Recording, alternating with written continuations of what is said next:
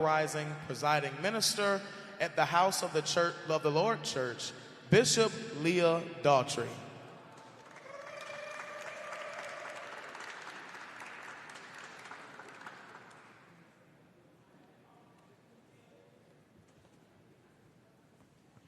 Please welcome the Executive Director for Chicago Lawyers Committee for Civil Rights, Ms. Venu Gupta. Please welcome Principal of the Dewey Square Group, Ms. Mignon Moore. Please welcome State Representative Justin Jones. Please welcome Cook County Clerk Monica Gordon. And please welcome the Congressman of the Illinois 1st Congressional District, Jonathan Jackson.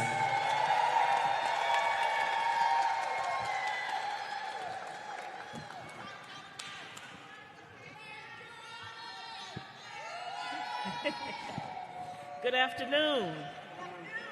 Good afternoon. All right, I'm from the Talkback Church, so it's okay if you talk back to me. We are delighted to be here this afternoon as we gather at Rainbow Push in this house, in this city, for the first time since our beloved Reverend Jesse Lewis Jackson Sr. went home to glory. So we hold this conversation in his shadow and in his light. Reverend Jackson taught us that the vote was never the destination. It was the instrument, a means to power, to dignity, to a seat at the table. The ballot has always been a sacred instrument, and our charge has always been to guard it. So, beloved, this moment is urgent. Just this past April, in Louisiana versus Calais, the Supreme Court gutted what remained of Section 2 of the Voting Rights Act, the very heart of the law that generations bled and died for.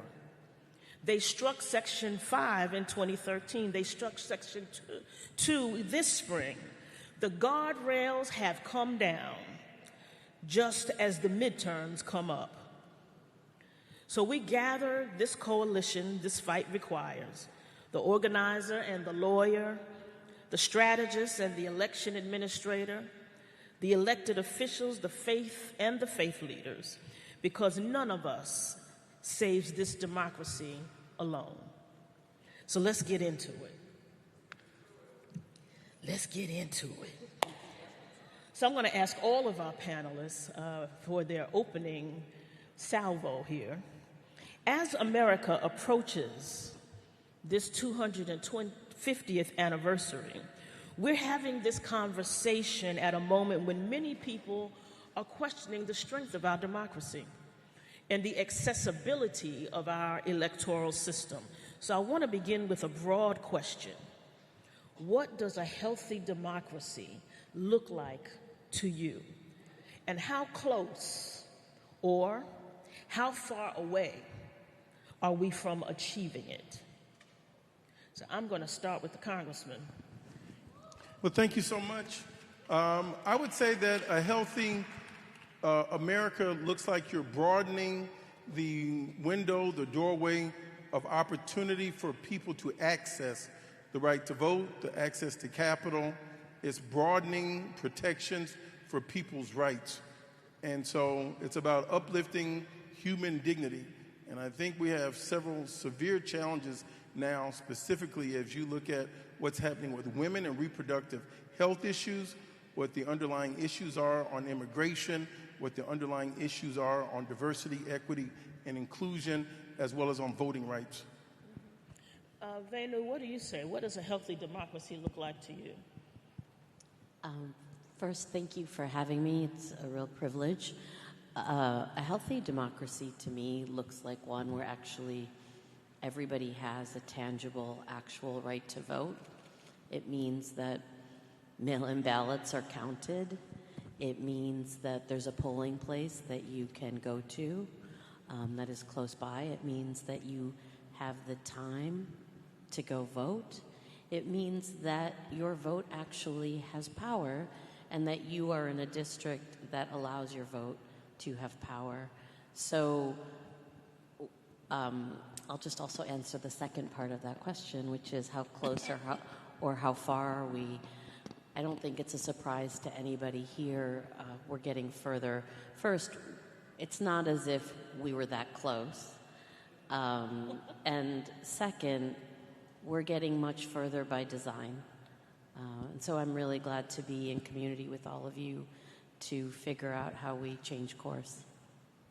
So, Representative Jones, I want to ask you the same question. You're in the heart of where we've seen what we call democracy being disassembled in Tennessee, one of the voting rights states. So what are you thinking about? How close or how far away are we from of real democracy? And what would real democracy look like?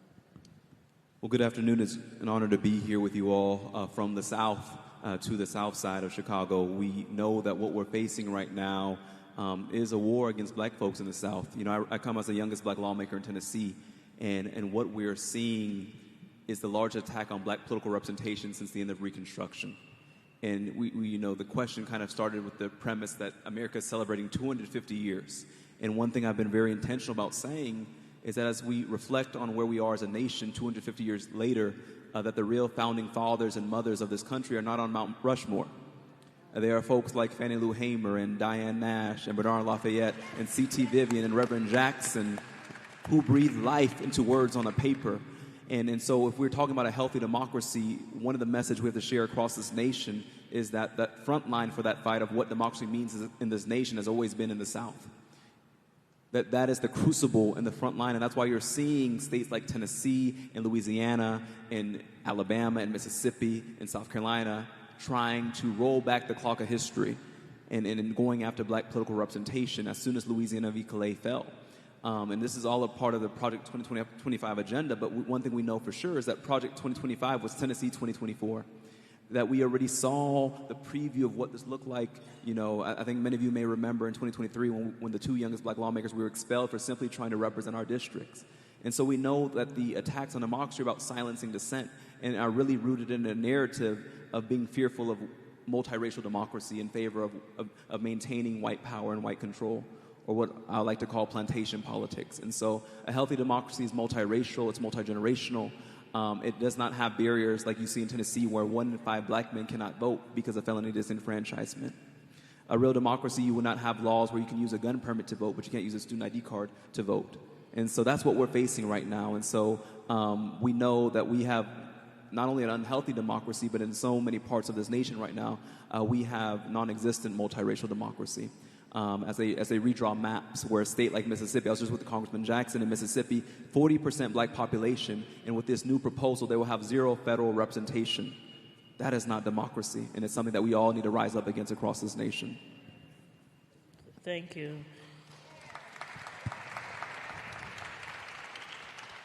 So I want to shift just a minute for Madam Clerk and Ms. Moore. Looking at where we are today, what is concerning you most when you think about the future of voting rights in America? Ms. Moore? Well, good afternoon. I am so glad to be home.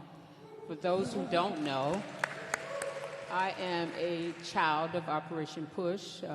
I got my career started here.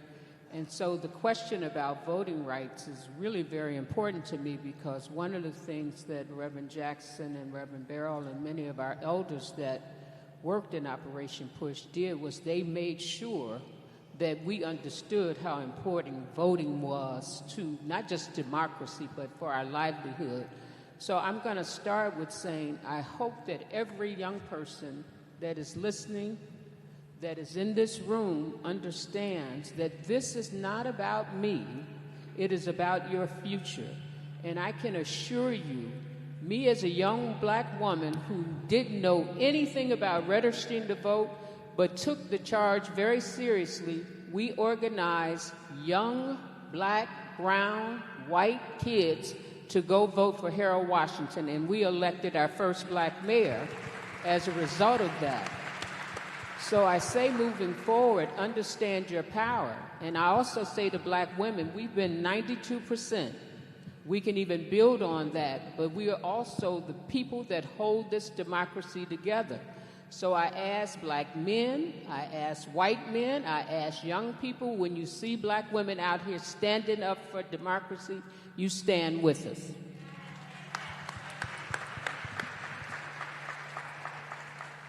Madam Clerk, what concerns you most about the future of voting rights and ballot access? I think what concerns me is the biggest threat to our democracy, which is misinformation and disinformation. I think when you have different components like AI and deep fakes, you've got a current administration that's putting out stories about voter fraud. Let me be clear. Trust your local election officials. They take honor and pride in what they do to run safe, fair, accurate elections. What's happening right now is a ploy or a plot to federalize elections. And that doesn't make sense. Now, I'm not saying there shouldn't be some sort of uniformity when it comes to elections, but overall, elections are run on a local level. Your election officials, whether in some states it's their Secretary of State, here it's the county official, election official, they are running their elections fairly and securely, and they take the utmost pride in what they do. So I think the problem here is just all of the information that's getting out, and what it does is erodes trust and confidence in the electoral process. You have young people now who feel like, what's the point of voting? My vote doesn't count. Well, that's because that's what they're hearing. And what we have to do is, just like in anything else, involve them in the process. So not only do we want to register them to vote, we want them to become lifelong voters, because sometimes people can register to vote and stop voting.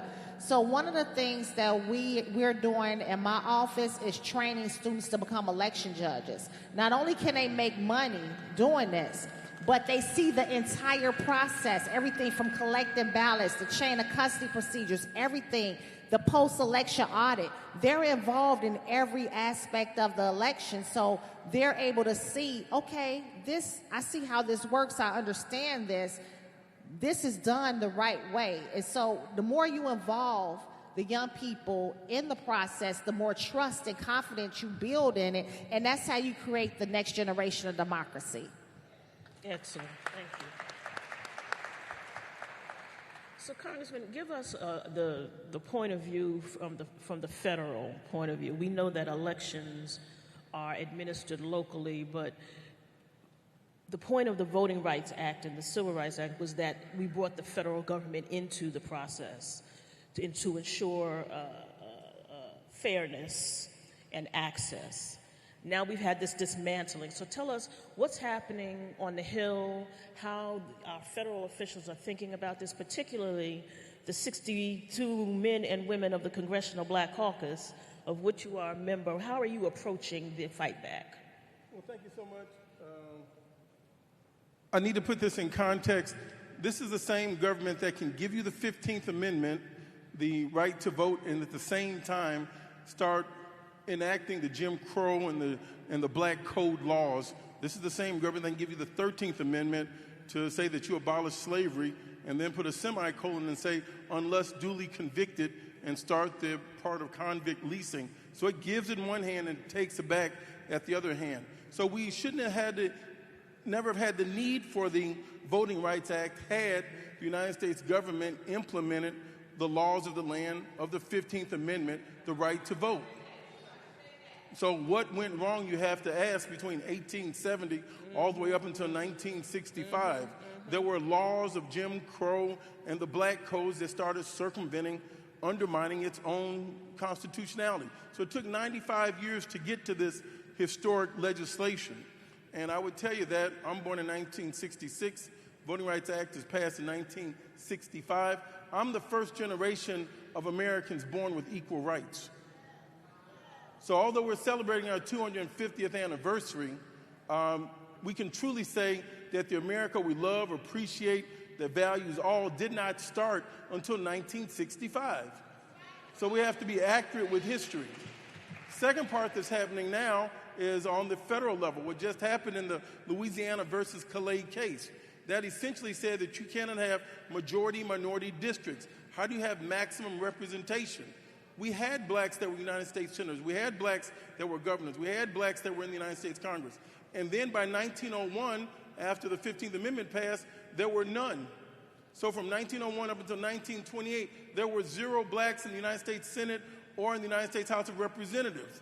Up until 1928, when Oscar DePriest, the congressman from the 1st Congressional District of Illinois, became the first congressman, African American.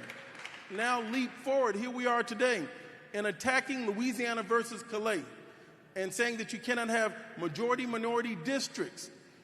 Please understand, this is not a narrow case. This is one of the most substantive cases we're going to confront in our lifetime. It starts at the Congress. They went straight to Tennessee, Justin, to the balcony of the Lorraine Motel to break that district up, to make sure no Democrat, no black would represent the part of Memphis, the largest black city in America. Then they started going into Mississippi, South Carolina. That starts at the federal level on those states because they went on and rewrote it. It's going to start next to the state legislatures and the state senators that have black districts, then the state reps, then the county commissioners, then the school board representatives. It's a federal law, and they're going to use this law consistently. It's like Plessy versus Ferguson that started on a water fountain and then went to graveyard schools. It goes on and on, so it's consequential. And in my closing remarks, I want to talk about Trump versus Barber and Trump versus Casa. This is a freight train coming down the train tracks to roll back rights on everybody at the same time. I hope I answered you.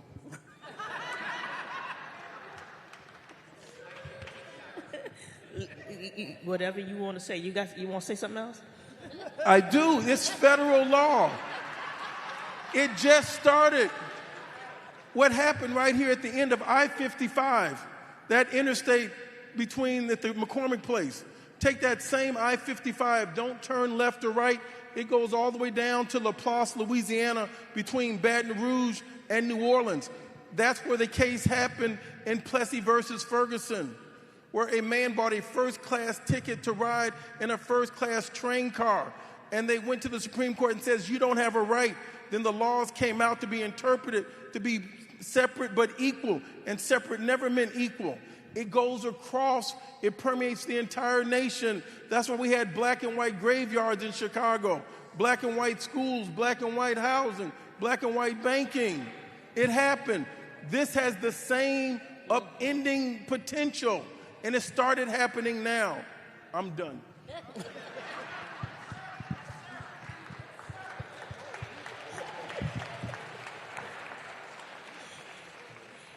So I'm going to stay right on that theme with Representative Jones here, because you're in the belly of the beast. How is this playing out on the ground in your district? Your district has been, or Nashville has just been broken up.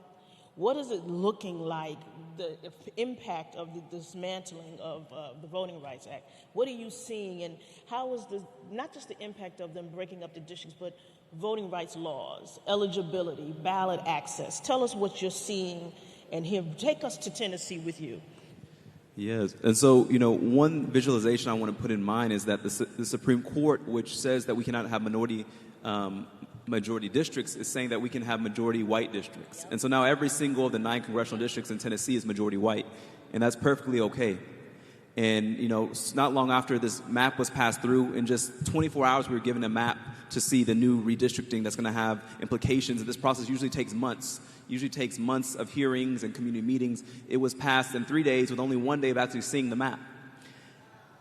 And once the map was passed, because we protested, the Speaker of the House removed every single black member and every Democrat from committees. And so now every committee in the Tennessee House of Representatives has no representation from a black member or from a Democrat. And so what we are seeing is the largest backlash of trying to turn back the clock of history, of saying that we've gone from Jim Crow to James Crow Esquire, a very sophisticated and subtle form of maintaining white power and control. And so whether they wear black robes or white sheets, what this is really about is maintaining white supremacist power in this country. And Tennessee is a state that has seen this before. We're the birthplace of the KKK. But we're also the birthplace of the movement that gave us John Lewis and Diane Nash and Marion Barry, where young people rose up in revolution against Jim Crow and equality. So we have that dual history. And so I think what we're seeing now is really a crossroads of where do we go from here. You know, when this vote was passed, I walked off the House floor and then stood in the Capitol Rotunda and burned a Confederate flag to let them know that we will not go back. Because that's really what this is about. It's about trying to tell us this is your place, that you don't belong in a congressional district. You don't belong in this seat. And now they're coming out, as the congressman said, they just made an announcement that when we reconvene in January, they're going to break up our state legislative map as well. And so you know, the problem with white supremacy is that you can't quench it. It's so insatiable that no amount of power is enough. They have a supermajority in the legislature, but that's not enough because it's about absolute control. And the message to the nation is that if they come for one of us, they're coming for all of us. They're not going to stop in the South. But the South is the tip of the spear. The South is the laboratory where they test out these policies before nationalizing them. And so we must send a message that we must stand up in a coalition to say that it's going to take a united coalition of United States to take on this new Confederacy, because that's what they're bringing us back to. Mm-hmm. And you raise a very good point about the state legislatures, because let's remember in our Constitution, you need 34 states to call a constitutional convention and rewrite the entire Constitution. So you need control of the legislatures in 34 states, and they're closely getting to that number. And so when you see these states start redrawing their legislative lines, it's not just about the Congress. It's about the states and the state legislatures. So when they control 34 state legislatures, they can rewrite the Constitution of the United States. So you need to call all your people that live in other places and make sure they are paying attention to the state representatives and the state senators, because those are critically important in how we maintain. The Constitution is not the perfect document that we'd like it to be, but it could be a whole hell of a lot worse if it gets rewritten. So Vanu, I want to come back to you. Justin has laid out what he's seeing. What should we be looking for as voters in terms of the challenges around voting access, around civic participation? When do our flags go up to say we got a problem here? The flags are up. Flags are up. The flags are up. I also just want to piggyback on something that Justin said. They will not stop at the South. They are not stopping at the South. If you look at what happened in Minneapolis, before that, if you look at Operation Midway Blitz, recently, just yesterday in Ohio voting rights organizations are saying they were raided by the FBI. Not just the offices, the actual homes of the people who worked in these organizations. So the flag is definitely up. One, make sure you're registered to vote. Don't take it for granted. Make sure the people you know are registered to vote. Have a voting plan. What we are all hearing, and who knows with this administration what's true and what's not, but not only will there be ICE agents around polling places, but they are encouraging people, sort of their followers, also to be around polling places. So vote early, vote by mail. If you're going to go vote, take somebody with you. This is not the year to take for granted that you can just hop into a polling place, vote, and then come out. Make sure you have a plan, which is not the first time we've had this in this country, and we are here again. And John Lewis was right. This is such a sacred act, which is why they are trying so hard to keep so many from voting. So that is what I would say. You can keep an eye out for where there's ICE activity. because that is going to deter everybody, not just folks who happen to be immigrants, undocumented or documented. My dad is 82. If I know that ICE is at a polling place, I'm not going to let him go there, right? I imagine you wouldn't let the people you care for go there either. So be watchful about that. It means being looped into communities maybe we aren't all naturally looped into, right? So that's another thing to think about. That's great. Madam Clerk, you raised earlier the issue of misinformation and disinformation. But that's not the only way that elections get impacted. In recent months across the country, we have seen the unprecedented influx of outside spending and PAC money pour into races. We saw it in Illinois. How is this surge impacting public trust in the future of our elections? Well, we can start with the lack of transparency, right? Wherever money is coming from, it needs to state that's where it's coming from. So people can make the decision, voters can make the decision if they're cool with that or not with the candidate. So I think making sure that it states this ad is paid for by, that's very important. Some people are not doing that, or sometimes you hear it's from another organization, but it's not really the organization that the money is from. So I think transparency, and also going back to voter engagement and civic education. That's why we have to make sure that our electorate is engaged and know what's going on and know who they're voting for. So when I talk about the next generation of democracy, I'm talking about an engaged electorate where they know who they're voting for. They do the research. They actually care about this process. The more passionate you are about it, you do the research on the candidates. Now, I'll say this, and I'm going to be very transparent myself here. People know that black candidates don't have much money, right? So there are groups who, especially if it's a district, let's say, with mostly black candidates, they know that's a game changer, the money that they put in that race, because it can affect the outcome of the race. But hey, I'm not saying it's wrong to take the money. It depends on who the money comes from. And that's your decision to make. It's not my job to say who should be running or who you should take money from. But I'm saying there has to be a level of transparency where the voting public has the right to know where the money is coming from, and they can make that informed decision who they support or not. And do I believe that we need to have more as far as campaign laws that monitor this type of influx of money? Absolutely. But I'm also not saying, okay, it's wrong to take money from a PAC. That's not my decision. And you have to understand, black candidates have a harder time raising money because we don't have the support that the others have. But you know what's powerful? Those campaigns when you see all these small donors coming together. And it can be done. It has been done. When people donate $5, $10 to put a campaign and make them victorious. But that comes from an engaged constituency. That comes from an educated voter electorate. So I'm asking everybody, let's join together, build these coalitions to make sure we're creating this next generation of democracy by increasing civic engagement. Partner with schools. That's what we're trying to do too. We're trying to develop curriculums to partner with the community colleges, some of the universities, definitely with the high schools.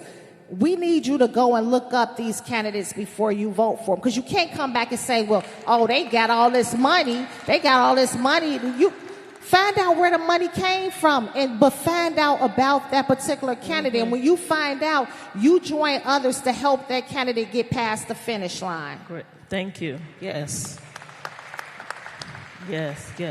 So you raised an important issue, a point about coalition building and how we build coalitions. So, Mignon, I want to ask you about black women.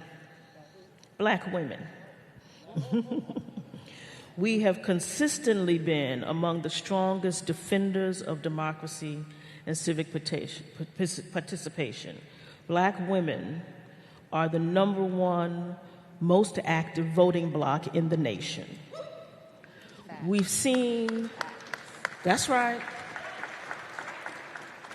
In the last election, 92% of the black women who voted a particular way. That said, only 67% of black women are registered to vote. There's a whole third of us who are not registered to vote. Despite how we show up, our leadership is often overlooked. So what lessons should the country be learning from us about coalition building and about leadership and about participation in this experiment called democracy? So I'm going to try to answer the question, but I'm going to veer away from the question just a little bit, because I just reflected on a quote that Reverend Jackson used to say all the time. And he used to say to us, you know, our patch is not big enough. And so one of the things that black women have learned very quickly, that we have to build coalitions with each other, with other women, and even with other men, because we know the tactics. And I heard Monica say, study, learn, but sometimes it has to be as simple as each one teach one.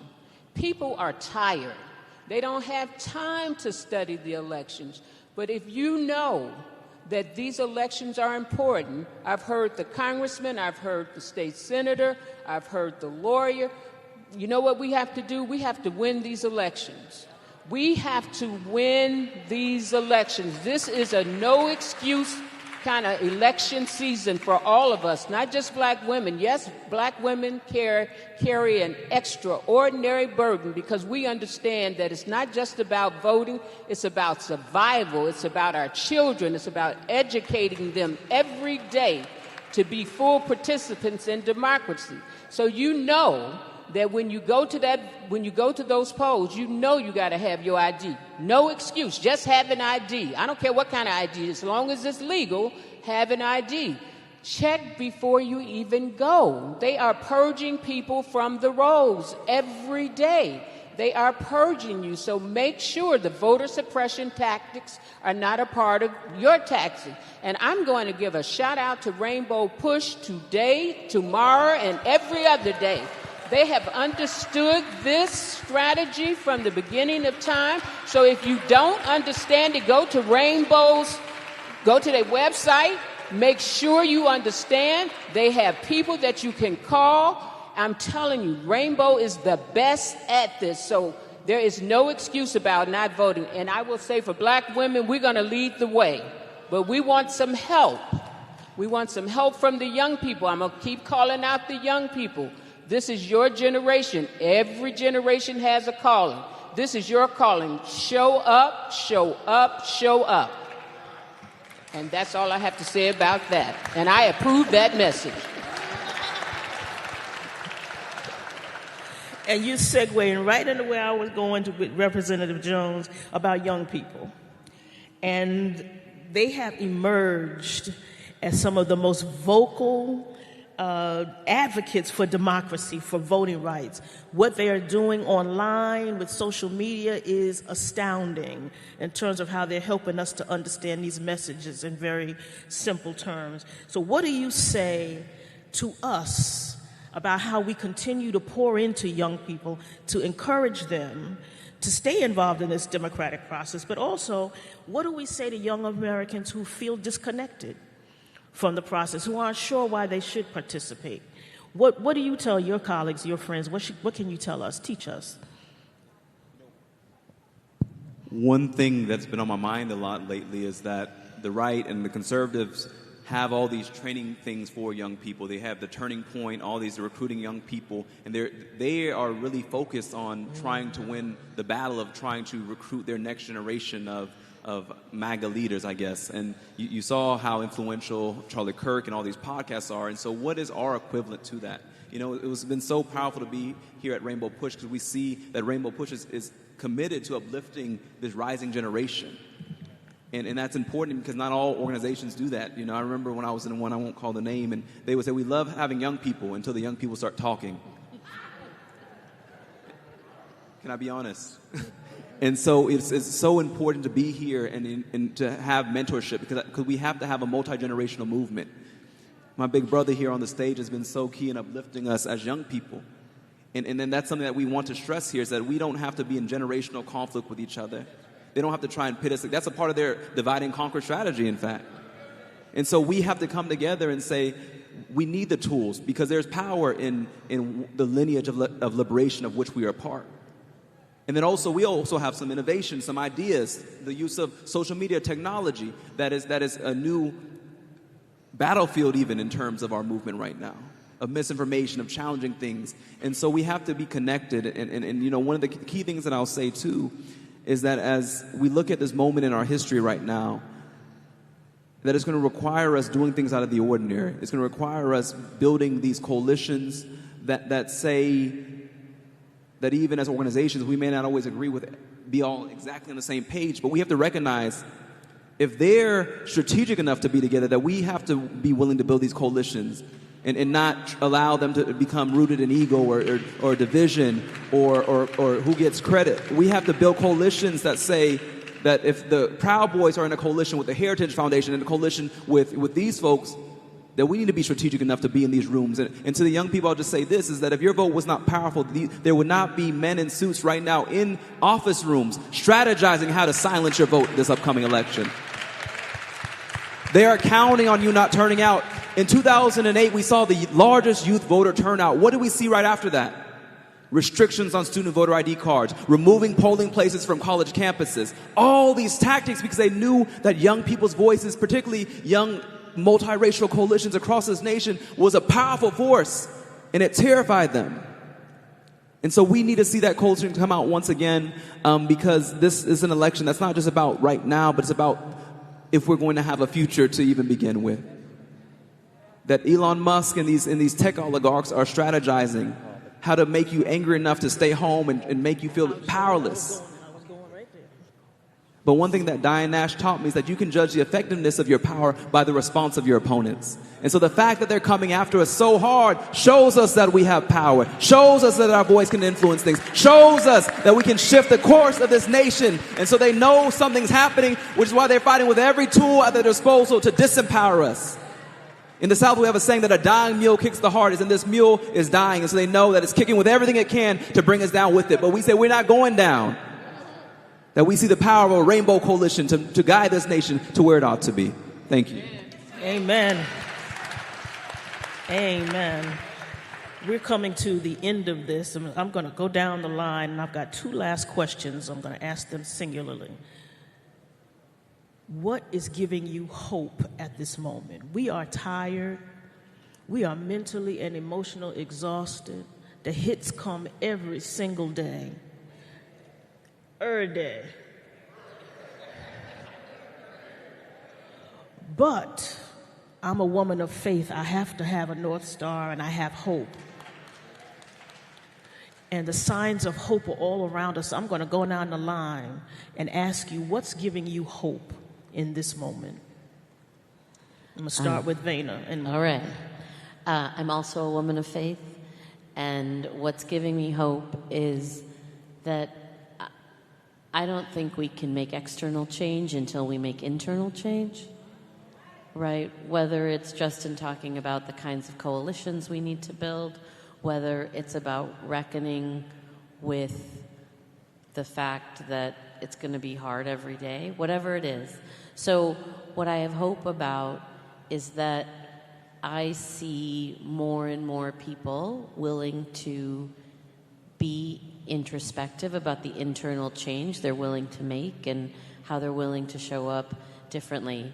We just brought, last week, organizers and lawyers together in the state of Illinois, and it was so powerful. And I think those are the kinds of connections and collaborations that each of us has to be willing to say, why am I not hanging out with this person or learning from that person? Can we take each one, teach one to the next level? Great. So that's what's giving me hope. Okay, we're going rapid fire because I got one more question after that. No, you were good. That was perfect. Go ahead, Madam Clerk. So what's giving me hope is the current response.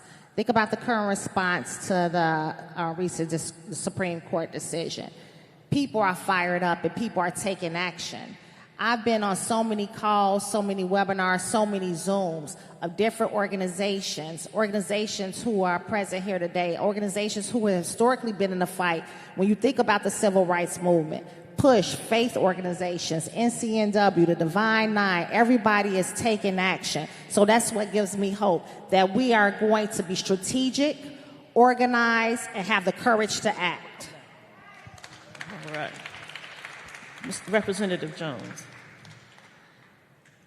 I think the biggest thing giving me hope right now is that we're seeing that they were expecting no resistance, and what we're seeing in the most directly impacted places are people are rising up. I was with the Congressman Jackson in Mississippi, 7,000 people in Jackson. They said this is one of the largest protests they've seen in a generation, taking to the convention center saying that we are not going down without a fight. We were in Montgomery, Alabama, 10,000 folks rising up across the South. They don't know who they messed with. And so if they want to be the George Wallaces of the 21st century, if Governor Kay Ivey and Governor Bill Lee and Governor DeSantis want to be the George Wallaces and stand in the doorway of democracy, we can remind them that who we are.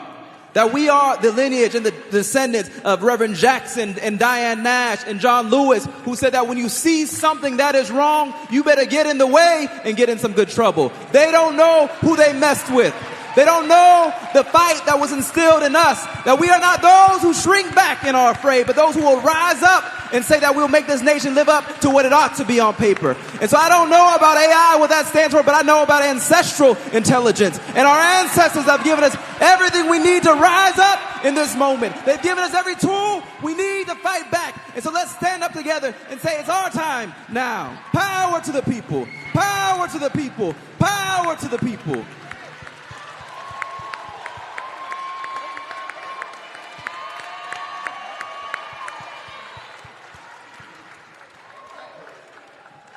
I'm sorry, Mignon. Listen, Linda. Amen is all I will say. God meant this for good, and the brother just told you what's going to happen. An army, a generation will rise up. Come these elections, just show up, and we'll do everything Justin said. More power to the people. Congressman? I would say there are more good people in the world than bad people. Never forget, in this last election, 77 million people voted for the vice president, 79 million people voted for the president, and 90 million people did not vote at all. None of the above won. Not enough good people showed up, and they're very sorry for their complacency and sitting back home. I wake up. My parents just didn't feed us cereal and eggs and grits in the morning. They fed us everyday hope. So I'm eternally hopeful. And so I know that we now have to overwhelm the polls. And when I see these distinguished persons on this panel today, each and every one of you bring me hope. When I see the incompetence and the thievery and the thuggery in Washington, D.C. every week versus the talent that's on this stage, I know there are more smarter, good people up here than there are in Washington, D.C. That gives me hope. When I get the opportunity, as now I get up in age and I get to see on the stage the next generation that I have the opportunity to sit beside in young Justin, we're not going to die, we're going to multiply, and they're only getting stronger and stronger. Thank you for your leadership, Justin. I'm following you. Me 3. 4 for sure. The last thing.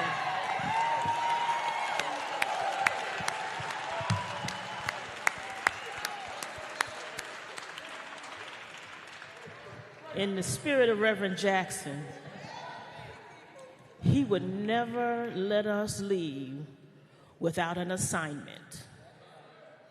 We knew we had something that we were supposed to leave the building and do, a call to action. So I'm going to ask each one of us to give one simple thing that folks can do when they leave this place. One call to action. Venu. You already gave us one, but go ahead. Okay, well, I have two. One is, if you have a question about your vote, call 866-OUR-VOTE. That will go to National Lawyers Committee. We work with them. Any questions you have, starting today. Two, figure out who you're going to call if you have a problem voting. You can go to Rainbow Push. You can go to Chicago Lawyers Committee site. Figure out who you're going to call and have that person in your phone. Thank you. Madam Clerk. If you know a young person, which we all do, and however many young people you know, get them to register to vote and get them to serve as an election judge to learn a process. Okay. Just know there are more good people than bad. We're going to have to overwhelm the polls. This administration, I can feel highly confident in sharing with you, are going to go after stealing this election. From today and following Reverend Daughtry's assignment, we have 144 days until November 3rd. Say 144 days. 144 days. Count it down every day. Call 5 people every day. We have to make voting part of our culture. We have the numbers. We have the power. Let's use it. Mignon, I'm not going to She's not not do what I going to did do it the to me last time. again. I'm taking the mic. I'm reclaiming my time. Because I know everybody has said what I want to say anyway, but I would like to say, let's just do the old-fashioned thing. Each one of you commit to making sure that 5 people you know is not registered, register. Make sure that you take 5 people to the polls with you. Don't go alone. The lawyer has already told us don't go alone. And if you can be a poll watcher, be a poll watcher. And those are the most critical things you can do leading up to these 144 days. Not Justin can take us to church. I just echo everything from the panel. I think, right now the president has set up a cage fighting match outside the White House. And so I think it's a visual reminder that we are in a fight, that this election, there's a battle, and it's really the soul of our nation and our democracy on the line. And so if you want to feel hopeless, just stay online scrolling. But if you want to find hope, continue to organize in person. We need more convenings like this to give people, to buoy them with hope, and to also be prepared, because there's a very real opportunity that what happens when white supremacy is threatened is that they act violently. And so we're going to see these vigilante groups at polling places, not just in the South, but maybe here in Chicago as well. And so we are preparing our people to organize nonviolently, to know how to respond, to be safe, making sure that we have networks of some of the old-fashioned tactics of phone banking, calling people, phone tree, letting people know that we will go together, because there's courage, that can be contagious. And so I'm really hopeful for this election, because people who are confident in their power don't need to redistrict the map last minute. People who are confident in their power don't need to come up with every scheme and tactic to try and stop you from voting. So they know the trajectory of this nation is that they're not popular and that things are going to shift, but they're trying to do everything they can to trick us and to come up with every barrier to stop us from turning out the will of the people. But I think the will of the people will be triumphant, and so we continue to show up and to bring other people with us. And look at this room, look at this stage. We have to be multi-generational, multi-racial, multi-faith, and show up together and let them know that we represent a new vision of what America can be. Thank you. And as we close the panel, I want to let y'all know, in case you can't hear it, I'm a New Yorker, which means, like all New Yorkers, I'm a Knicks fan. The other night, at halftime, we were down 29 points. Some of us turned the TV off because we thought the game was over, and we didn't even need to get to the end buzzer. But don't you know, the show's not over till it's over. And at 5 minutes left, then 4 minutes left, the Knicks staged a comeback unlike anything NBA history had ever seen. And in the last 2 minutes, when folk had counted them out, when folk had decided the tournament was over, when folk had decided they might as well leave the arena, what they missed in the last 2 minutes was the comeback of all comebacks. The people they had counted out, the team they had counted out, came back, and 1 minute left and won that game. Don't count us out. Don't count yourself out. Don't count our people out, because we might be down. It might look like Trump has won the game. It might look like the Supreme Court has set us back. But the fact of the matter is the show ain't over yet. Election day is coming. Come on, y'all. Let's get to the buzzer. Thank you to my panelists.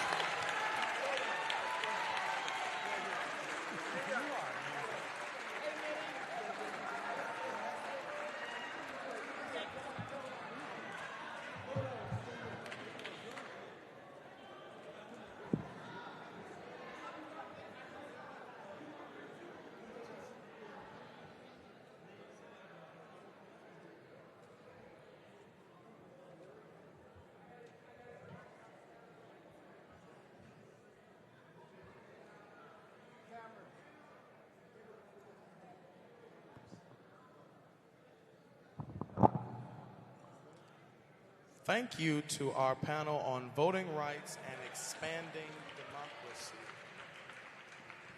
We thank you to Ms. Venu Gupta. We thank you to Ms. Venu Gupta, Ms. Mignon Moore, Representative Justin Jones, Cook County Clerk Monica Gordon, and Bishop Leah Daltrey.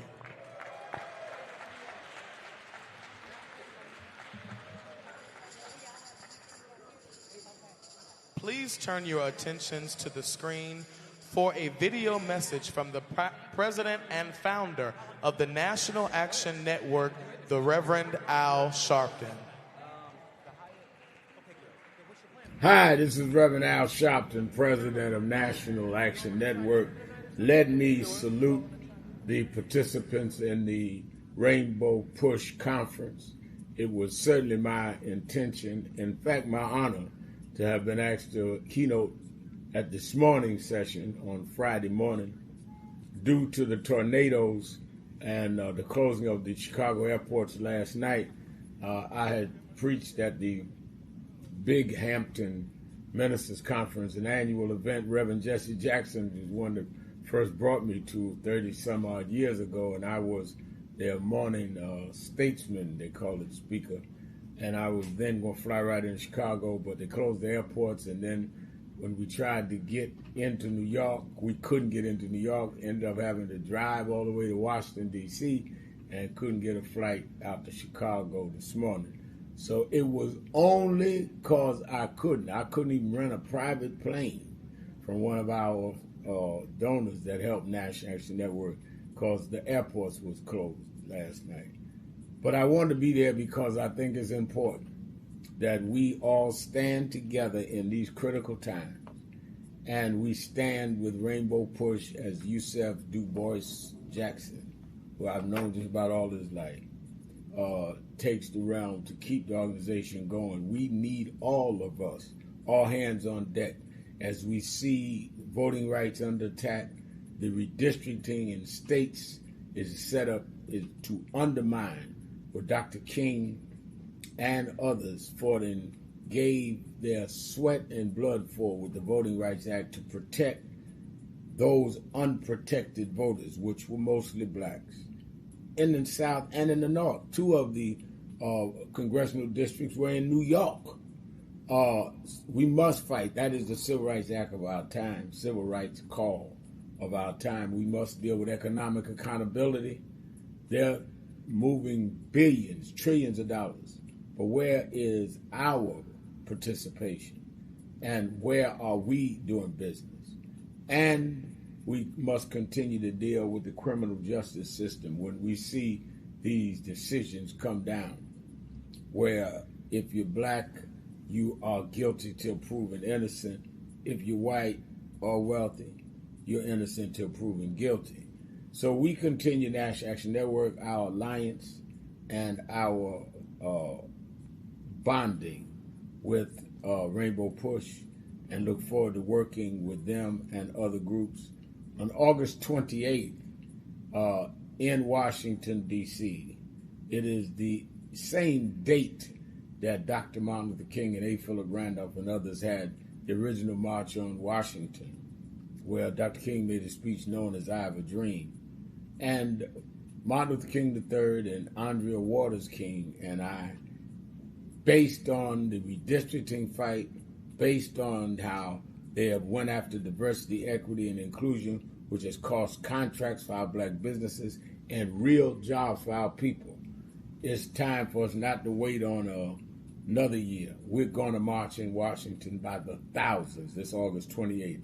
Randy Weingarten and the National American Federation of Teachers, No More Kings groups, and others are coming in. We hope Rainbow Push and all of you are with us on August 28th, a Friday. We have had good marches, good rallies in Mississippi and in Montgomery and Selma and Texas, and Nan has been there.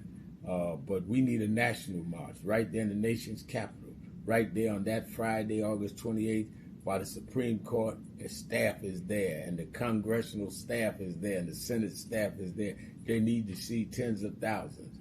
If they can have their gathering, Franklin Graham and the right wing in their so-called prayer day, we, those that continue in the tradition of Dr. King, and those of us that have been mentored by those that were the King lieutenants, need to be there on that day and raise the question of voting rights, economic rights, and continue to make the dream a reality.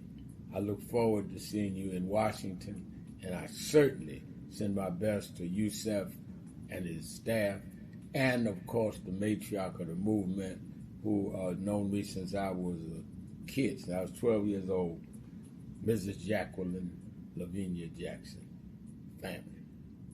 God bless you. No justice, no peace.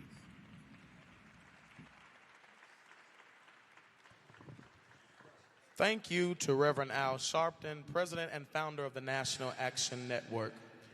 We now move to our panel on diversity, technology, and the rise of AI.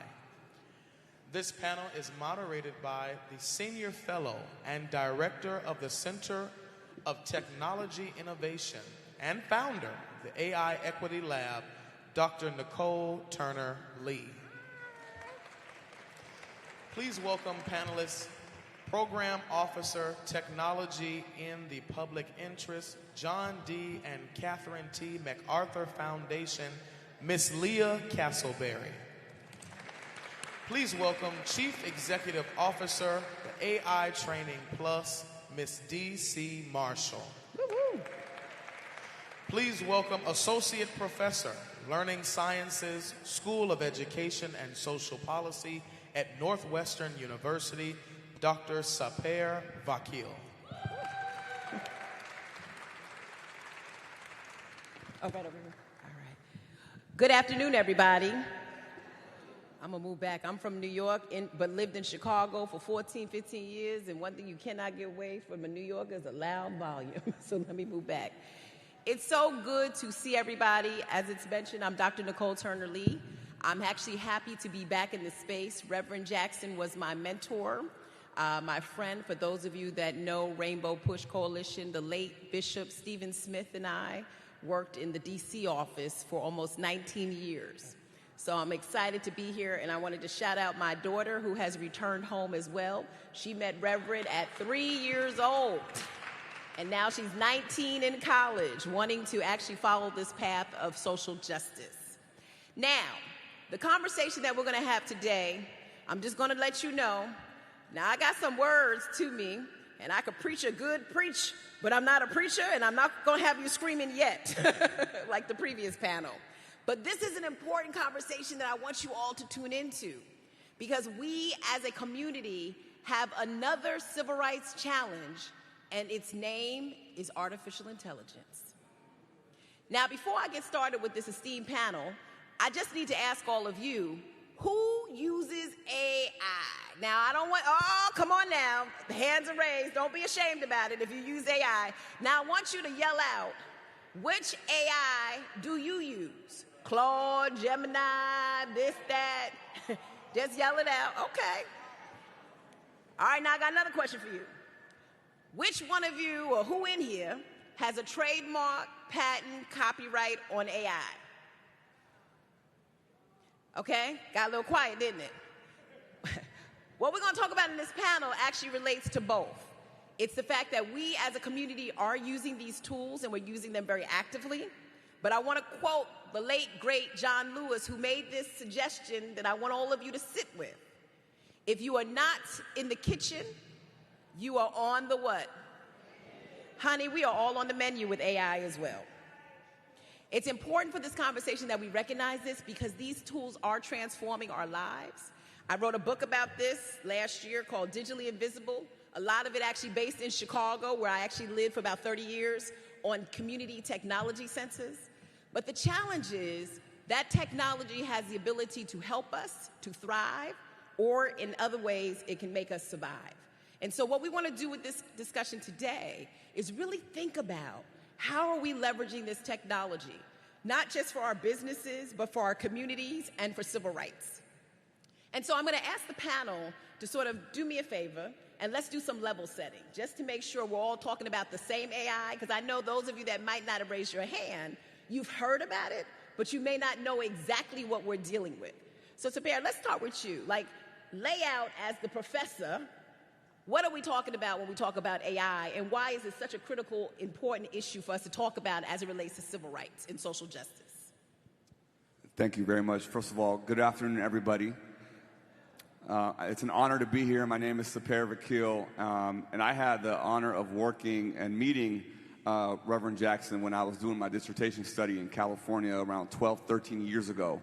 At that time, I was doing a project looking at how school districts in California, Oakland Unified School District was partnering with companies to bring computer science and coding, and I had the opportunity and honor to meet Reverend Jackson, so it's a special, special honor to be amongst you all today.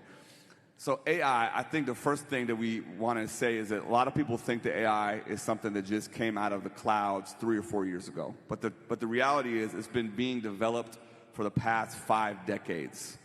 I was in a lab at UCLA about 25 years ago working on artificial intelligence systems. And I think the key point that I would like to start with is that today, a handful of very, very powerful technology companies with all kinds of very particular political and social agendas are controlling the innovation and knowledge production around artificial intelligence.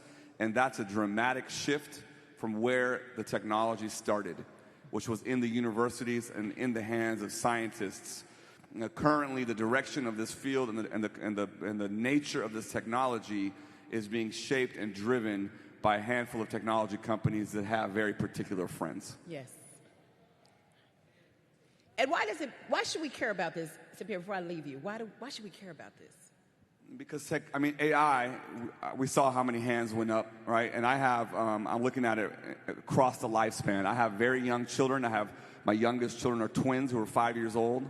And I'm lucky enough to have my parents still with me. And I see AI as penetrating all parts of life, from early childhood. Just this morning, I was at another conference talking about early childhood and artificial intelligence. It's already impacting the lives of children in terms of the toys that are available, the TVs, the social media. It's in all kinds of tools. It's in our phones. It's in our GPS. It's in our military systems. It's impacting democracy. It's impacting culture. It's impacting everything. So we have, I think, a responsibility to think about it and how it's going to impact the future of civil rights, the future of social justice, and beyond. And thank you for sharing those use cases, because I don't think many of us realize just how entrenched AI is. When you apply for a job, AI is looking at pre-screening. There's AI that's looking at videos that we may send. And for Black and Latina users, it's taking them out of the application process because it's looking at how many times they smile, their eye contact. But if you also heard him, it's in the hand of just a few billionaires that are actually shaping the way in which artificial intelligence is actually reaching all of us. Dee, you talk about this issue particularly for our community and how important it is. It's sort of like a double-edged sword, right?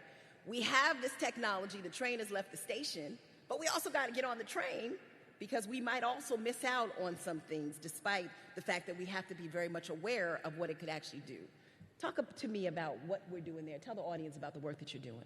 Yeah, and before I do that, I too will say, you know, it's an honor and a delight to be here. I will say my first, but I do want to say I've come to know Reverend Jackson through my mentor because he was his mentor, and my mentor happens to be here, the Dr. DeForest B. Stories Jr., who's the founder of D-Free Global. Yes, he's here.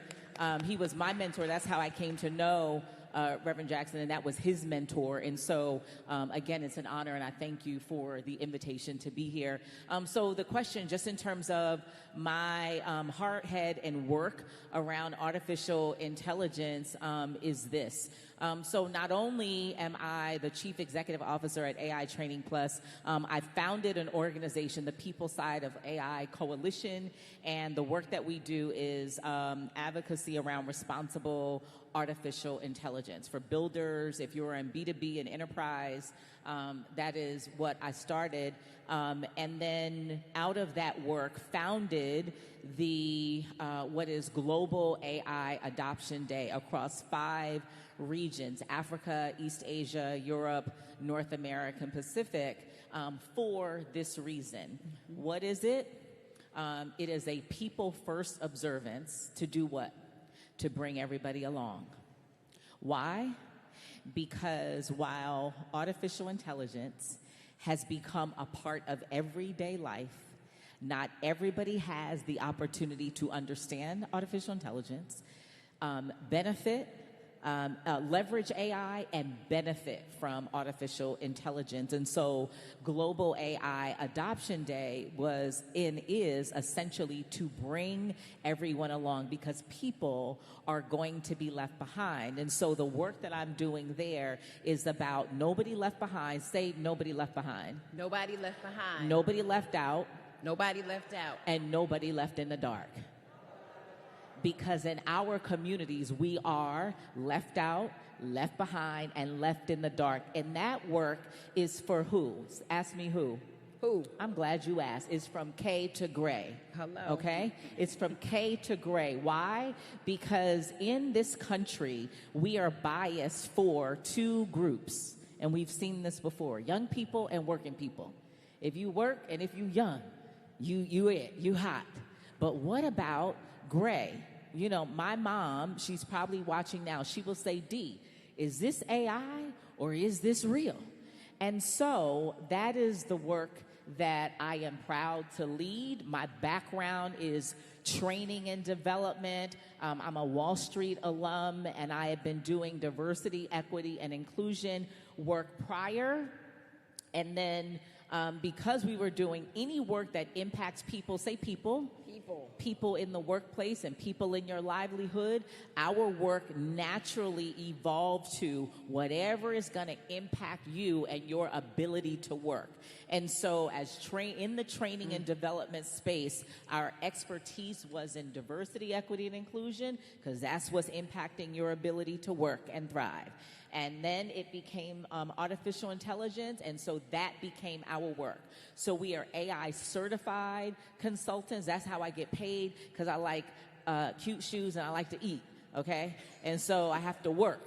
But my heart space is in advocacy, and so that is my give back to society. That's what happens when you hang out with people like the right Reverend, God rest his soul, Jackson, and then his mentors, Dr. DeForest Stories. You know, you're going to figure out how to get the money and serve the people. Yes or yes, somebody? Yes. You say it like you mean it. No? You're going to figure out how we need to get paid, okay? And then we're going to serve the people, because listen, the worst thing you could do for people who don't have, or broke people, as we like to say, or poor people, is not be one, because we're not going to be able to help each other. And so everybody needs to understand artificial intelligence, because we are going to be impacted. It's going to impact your job. It's going to impact your ability to for business and to do business. It's going to impact your ability for funding. And this is an equalizer, artificial intelligence. And so I'm going to pause here, because I know we'll go further. But I hope that's helpful, because if we were not having this conversation, I want you to think about who then would tell us, who would invite us. And we don't need to necessarily be invited. We need to be informed. I see you clapping in the back, sis. I thank you for the one person. Can I get one amen in the room? Okay, all right, and there we go. That's right. And just another shout out, Dee and I have been thinking about a project on black women in AI. How many black women have used AI for entrepreneurship? Raise your hand. How many black women have used AI for job prospecting or career advice? Raise your hand. How many black women have used AI to change that email that you were about to send to a boss because okay, I see one person there, right? One of the things that we're finding with AI, particularly for black women who have just been so egregiously marked in this administration, is whether or not AI can be our friend. But there's also this other side of it where AI could also be our foe. Now, I'm going to start before I turn over to my sister here. How many of you watch Reels? Anybody watch Reels online? So there's this reel that I really, really love. It's this young child who acts like her grandmother. Anybody see that one? It's the toddlers that act like the grandmother. I love this particular brown child until she started saying some really discriminatory things. Then I said to my children, I said, I got to find out where this child comes from. And I was not able to find her owner until somebody told me that there are venture capitalists who create AI personalities, and a lot of them are based on discriminatory memes and other suggestive information. To me, that's the faux part of AI that we need to address today. Because that's going to be, and as we get further in this conversation, something that's going to show up in our elections, of AI dissuading us of where we are to vote and who we are to vote for. So, Leah, I want to go to you because a lot of your work is really making sure that our communities understand the biases baked into AI. And we've already heard there are 5 people working this and 5 people who do not look like us. So talk a little bit about those biases and maybe what we need to do to make sure that we're not being swept into discriminatory and racist algorithms and other AI models. Well, thank you first, Dr. Nicole, for having us, and thank you to all of you. It's a pleasure to be here. Thank you to the Rainbow Push Coalition. It is really, when I think about the ways in which these algorithms are developed and they're trained, we know that these models are built on historical data. And when we think about our history as a people, we know that we have been subject to inequities, discrimination on many fronts, whether that be redlining in housing, whether that be career opportunities, whether that be loan and credit opportunities for entrepreneurship or other endeavors that would allow us to get ahead and move forward. We have faced that discrimination. And so the data that these models are being trained on are built on massive amounts of data that are embedded with those inequities, right? And so when I think about the many touch points we have in AI, right? So we have the ways in which we know we're choosing to open ChatGPT and we're choosing to open Claude or other technologies or something on Facebook or chatbot. We know we're proactively having that engagement, but there are many times probably throughout every single day that we don't even realize we are being subjected to artificial intelligence. We're on the menu. We're on the menu, right? And so we don't always necessarily have the opportunity to opt in or opt out.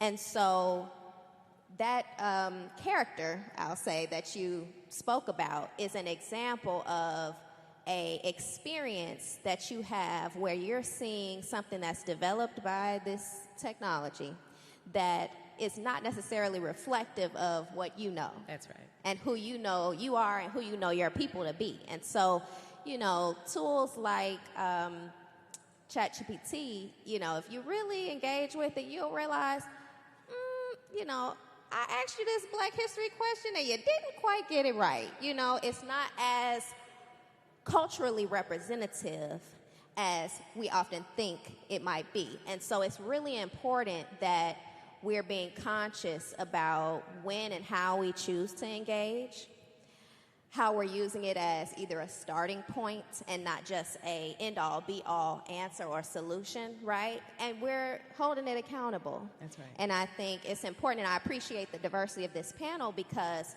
we are working in different spaces, and no matter where you're sitting or what you're doing, we have to leverage our positioning to be accountable.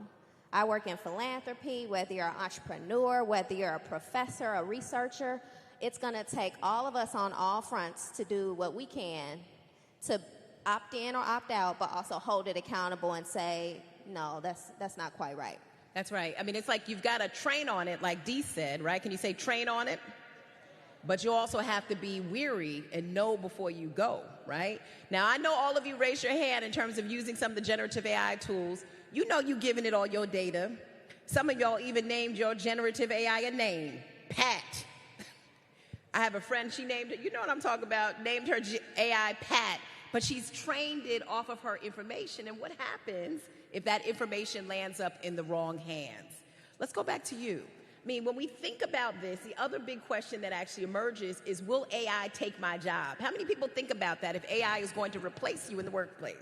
It's a lot of people who have that on their mind. Talk a little bit about what that looks like as well. I'm going to come right back to that. Yep. If I can just build on this conversation we're having. I think that it's so important that as I think about my own children and my own parents and my own career, right, and we think about a future where we have less inequality, less injustice, I agree with the premise that we don't want to be left behind and the train is already leaving the station. And I will admit to all of you right now that I do experiment and play with AI and use it cautiously. And I emphasize the word cautiously because I think there is a lot to worry about and be skeptical about when it comes to AI. First and foremost, artificial intelligence is a tool of power and a tool of profit by a very small handful of companies. And I'll add this as a bit of personal context for you all. I am originally from Iran. I was born in Iran. My family's in Iran. And as you all are aware, we are currently in the midst of a war against Iran. And it's the first AI war that's been waged. It is an AI war. And so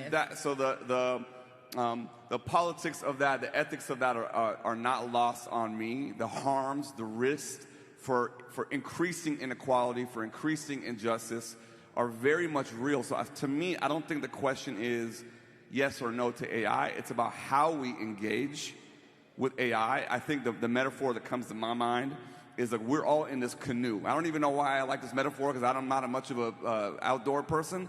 But if we were in a canoe and we were going down a rapid river, and there's many different paths in front of us, many of them are quite dangerous. And we have to paddle very, very cautiously and be very, very aware of the rocks and the risks and the places where the canoe can tip over. So I don't think we have a clear path forward. I don't think the work in front of us is only to just accept and embrace uncritically. If we do that, we're going to be in trouble. So I would just forefront that we have to engage it, but carefully and critically. Right. Can I jump in there because I see Mrs. J and hello, and I see Santita. I remember when back in the days when Reverend went to the big tech companies, remember that, to the shareholder meetings, and he broke into their meetings. He literally bought shares, and then he decided he was going to go to the board meetings. Anybody remember that? He went to Microsoft and Twitter and Apple. I remember that because I was sitting in D.C. with Bishop Steve Smith, and Reverend would say, well, I'm on my way to the shareholder meeting because we're going to make sure that they bring people in the C-suite and on the board of directors. Y'all remember that. Reverend Jackson was the first person, Rainbow Push was the first place to actually push for diversity and representation. So they can tell you a whole lot about DEI, AI, this, that, and the other thing, but there was one person that actually opened up those doors. Dee, I'm looking at you. What needs to be done? Because what we're hearing, if power is concentrated in 5 companies that may not have representation on boards, in the C-suite, frontline managers, how do we ensure that we're not trading off our souls and our data and we're not participating in ways where these products are more inclusive and representative? Yeah, so I think if the question is how do we break through? Yeah, how do we break through? Well, I mean, one, AI is an equalizer. So there used to be, I think in the country and in the world, where so much of what we wanted to see and do, we needed permission or, right, even with regard to big tech, right? But AI is a tool. Somebody say tool.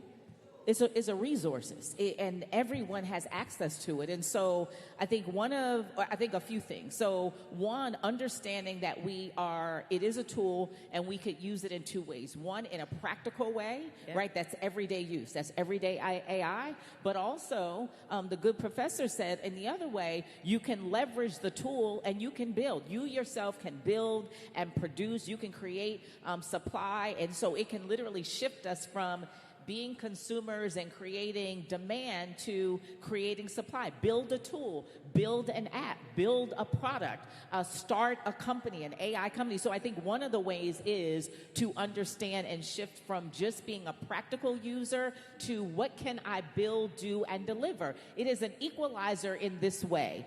Everybody in this room, whether you are, a seasoned saint, whether you are a young person, whether you are a differently abled person, a disabled person, you now have access to a tool to write that book, start the business, do something that you never, ever thought that you could do. You now have access to a tool. So that is one way that I think our communities can leverage. Shift from practical to building, creating something, a company, a brand. You can literally shift your family's legacy with the tool. So that's one way. A second way, I think, and I'm really a big champion of this because there's such a disparity with women in AI and black women, of course. Our project. Which is why, why it is that I would start, I run a company, but I also, we started, a movement, a 501c, and guess what? Big Tech wrote us a check, okay?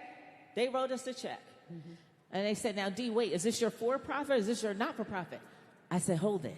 This is the not-for-profit. Mm-hmm. And so it's more of us leading movements and missions. That's another way that we then have the opportunity to, break down this play that we would see again, and that play being the haves and the have-nots, the exclusive, or we're excluded. So that's the second way we can participate, starting a movement, doing something, and being in the space, and that's me playing at a global level. I was invited in January to the World Economic Forum, a place where historically the dude created it to be in a place that was so difficult, complicated to get to, so that people that look like us would never go. It's so expensive, it's difficult to be. And so here I am, the little black girl from a single parent household. I'm sitting on a mountain, by the way, on MLK Day, on a mountain. They call it Magical Mountain, talking about AI. Mm-hmm. I was invited to present, thank you, ma'am, our thought leadership. So I was invited. So that is, again, how we lean in. And the last thing that I'm going to say, just for time's sake, is, I think so much, is in the way. And there's a significant risk to us being left behind. We are rightfully concerned about the ethical issues, the discriminatory things. We being our communities, particularly, I've been with some black women, and they're anti. And that is not going to serve us.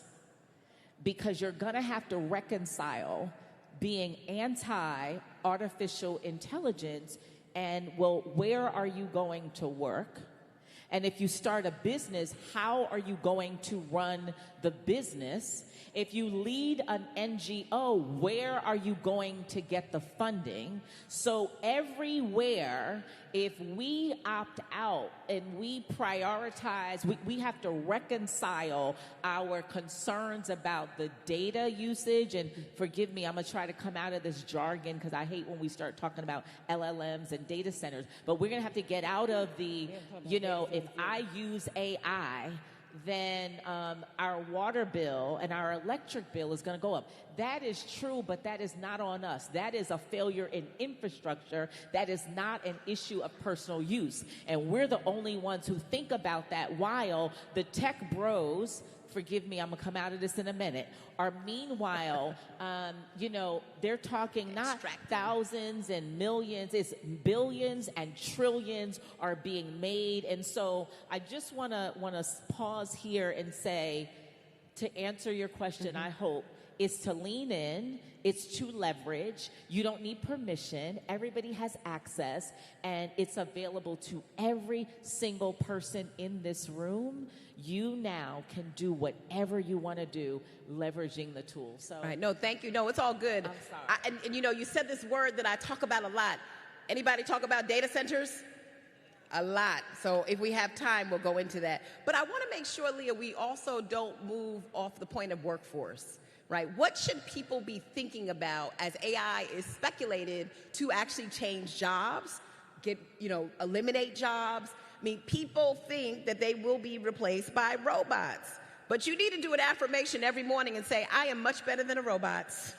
Nobody can replace me in my job, right? But that's not always the case. So, Leah, take us home on that. And then if we have time, I want to ask one more question. Yes, and if I can, I think it is great that we have diverse perspectives represented here. Whether or not you choose to be a digital minimalist and you want to be anti-AI, or whether you want to lean all the way in, that is your right. And so we're talking about rights here, right? And so we all need to be empowered to make educated and informed decisions about the ways in which we choose to opt in or opt out, and make sure that that right is not being taken away from us. So I want to underscore that. And if it's not completely obvious, I do want to say this because you touched on this, Nicole. Your data, if you are not paying for a subscription and you are not disabling the option to train the model using your information, all of your information is being collected and used by these companies. You have given them permission to do so in the user agreement, right? So please be informed and make an informed decision, and be mindful of what kind of information you're giving the technology. Okay, workforce. So our workforce is definitely being transformed, right? I know, as a black woman, I know so many highly educated people who are on the job market right now, overqualified, and cannot secure work. And we know that people who look like us are disproportionately on the job market. This is all happening simultaneously while we are seeing all kinds of companies, whether it's for-profit, non-profit, big or small, adopting AI technologies and incorporating it into their workflows, into their day-to-day operations. It's really important that we keep in mind that we do have power. We have a unique differentiator. I believe we do. Our lived experiences and our cultural experiences are something that the technology is not going to replace, right? And so that informs the way that we show up, that shows the logic that we bring to our decision making and how we move and we operate in the workplace. So I want to continue to make sure that we are educating ourselves, right? We're learning about the technology, but we're continuing to learn. We're taking a learning posture in all that we do so that we're able to continue to grow in knowledge and remain a differentiator in the workplace overall. And I think that's important for people to hear, right? There is this fear because a lot of jobs are changing the way in which they are incorporating AI. And many of the students and people who will be most affected, as we've said, tend to be the last hired. And so I think what we're hearing from this panel, this is really about taking your power back. Artificial intelligence is a very extractive technology. It would not exist if we didn't exist as human beings, feeding it ways in which it has to have information to be more efficient. And I would be remiss if I didn't say this.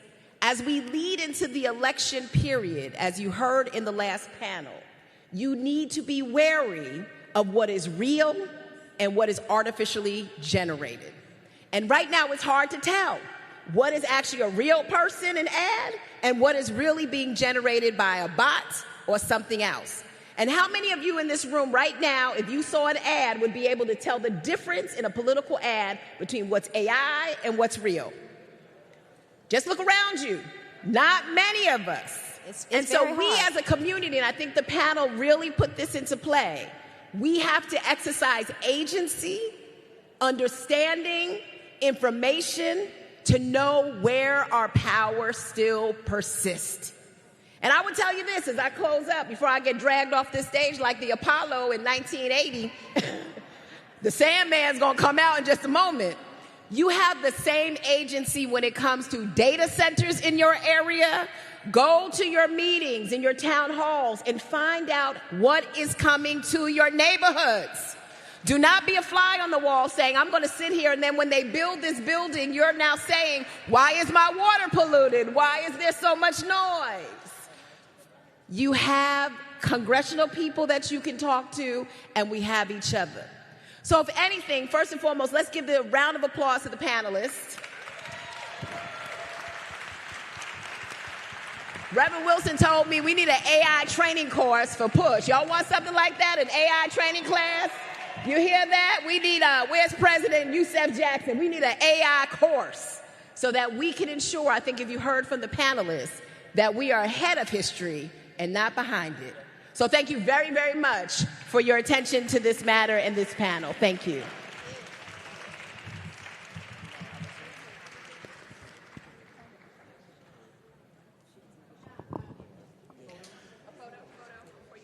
Thank you for our panel on diversity, technology, and the rise of AI.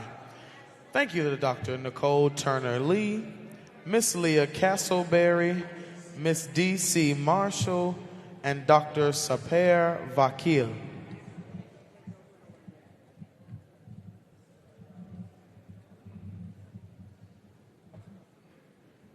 You want me to just, I have Nicole come to you. Okay. He's going to sit. So we just put all the chairs.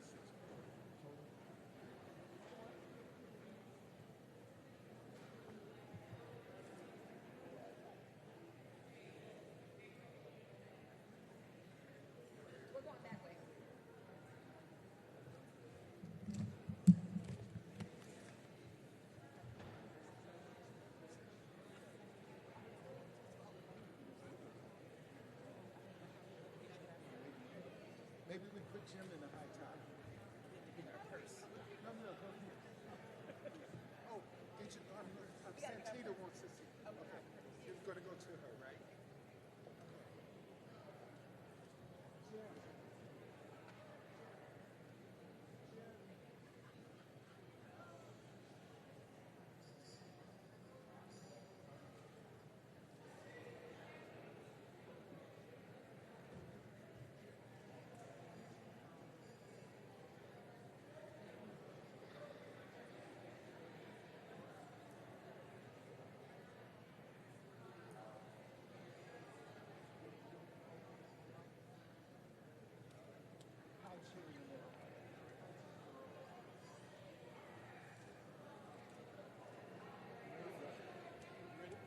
Yes, go.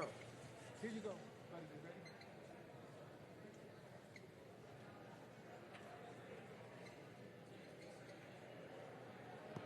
We now move to our panel on families, freedom, and the future of immigration justice. This panel is moderated by the co-founder of the Arab American Institute, Dr. Jim Zogby.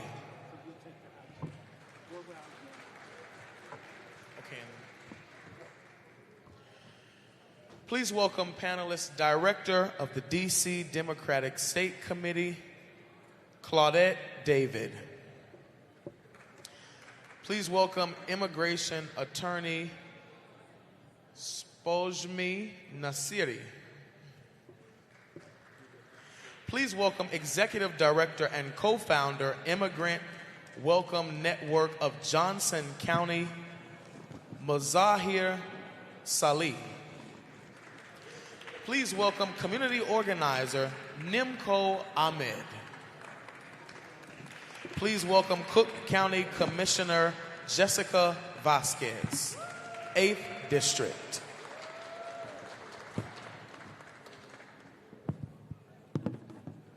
Well, welcome everyone.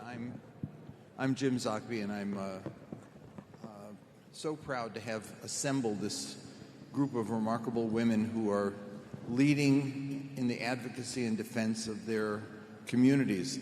The idea of bringing us all together is because the issues we face are common And unfortunately, I mean, while the title of the panel is The Future, it actually is also the past, and I just wanted to start with a note about that.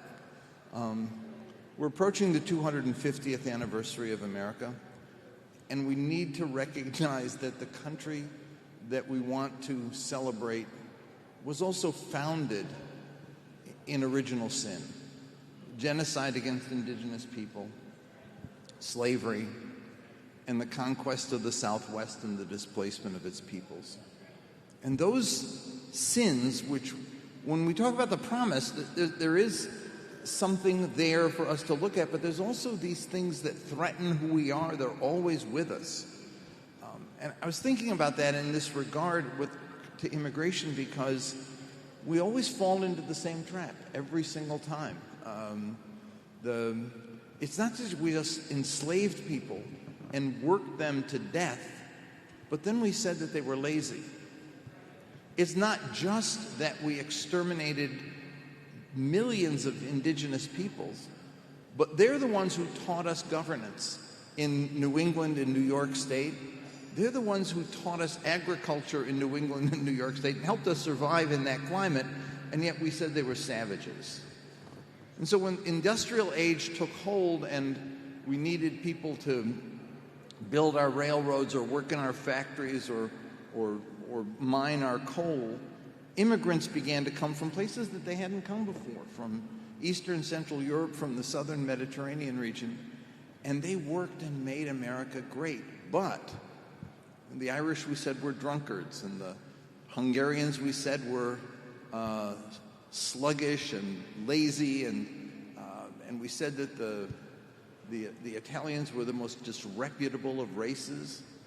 My folks, the Lebanese Syrians, were called trash.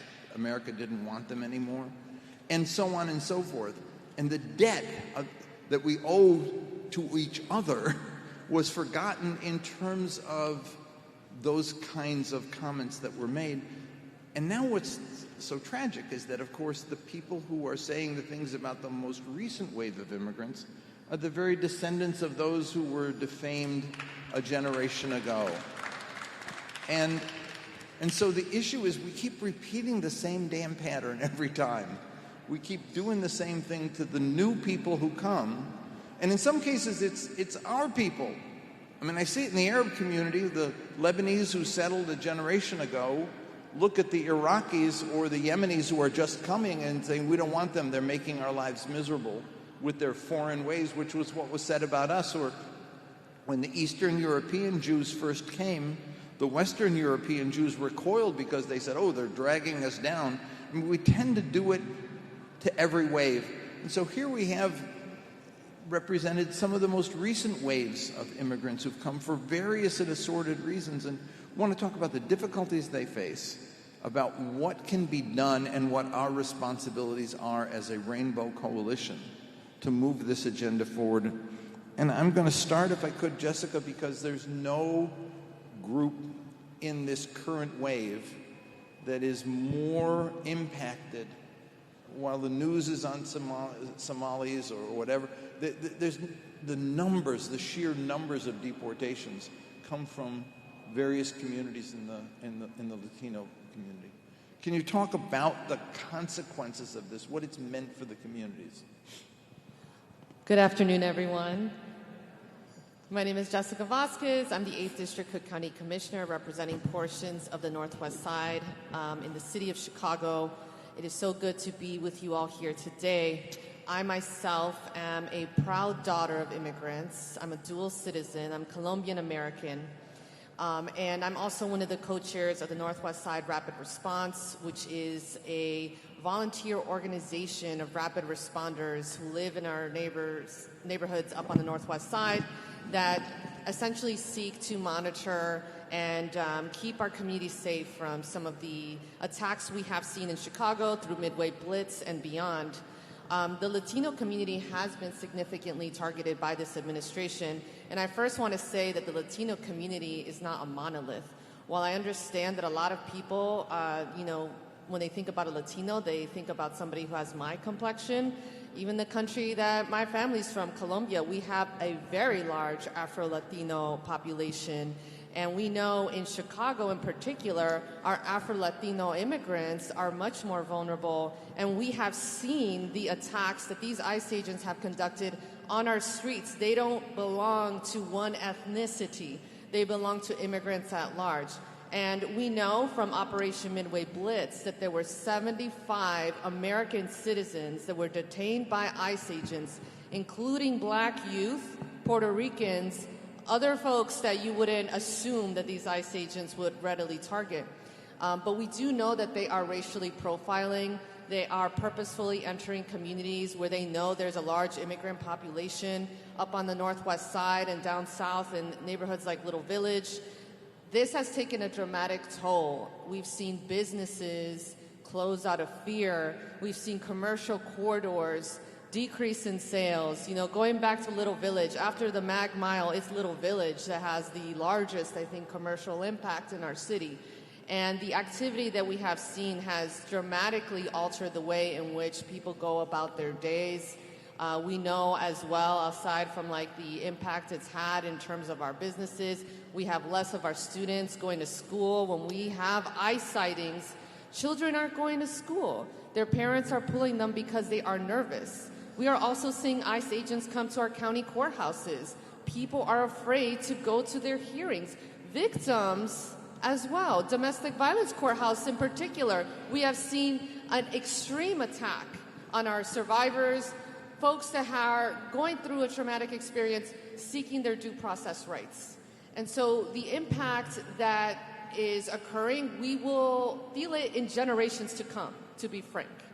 And it is our responsibility to act now so that we can ensure that in the future, not just Latinos, but any immigrants and any friend of an immigrant, frankly, because they are also looking at sympathizers and they are trying to determine who is protesting and who isn't.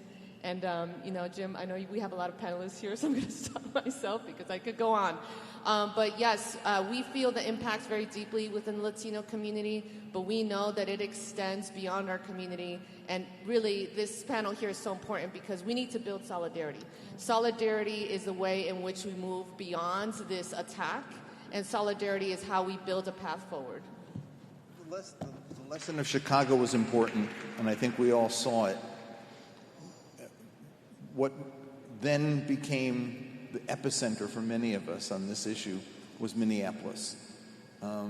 It wasn't just, again, the fear. It wasn't just the trauma. But the Trump administration had more ICE agents in Minneapolis than there were police in Minneapolis. It was a city under occupation, for real. And yet there was an incredible community solidarity. And I want you, Nimco, if you would, to talk about that solidarity, about the trauma in the community and about the solidarity and what impact that had. Thanks, Jim. I also echo what my sister Jessica noted in terms of the fear that the ICE agents have left in our community, and it's something that we will forever live with. You know, yesterday I was speaking at another conference similar to this in Minneapolis, the Immigrants Defense Network, and one of the questions that was asked of me is, what has changed? What feels different? And to be quite honest with you all, I feel different. I am not that person I was 7 months ago. The way I describe is different. I'm more proud of who I am, proud of my city, the people, my neighbors, and that is something that ICE has left.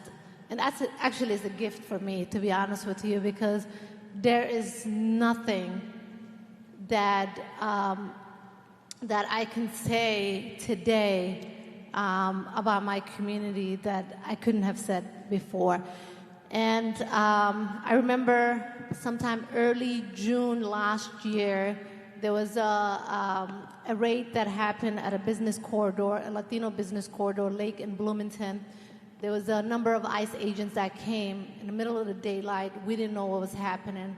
All of a sudden, all of our communities came out. they surrounded the agents, and then they couldn't get out. So they called Minneapolis police to come out and help them. And all of our citizens from the city of Minneapolis, everyone was angry at city of Minneapolis and our police. We said, how could you help them? They were ICE. But then back and forth, everyone was like, they're not ICE, they came to do a raid.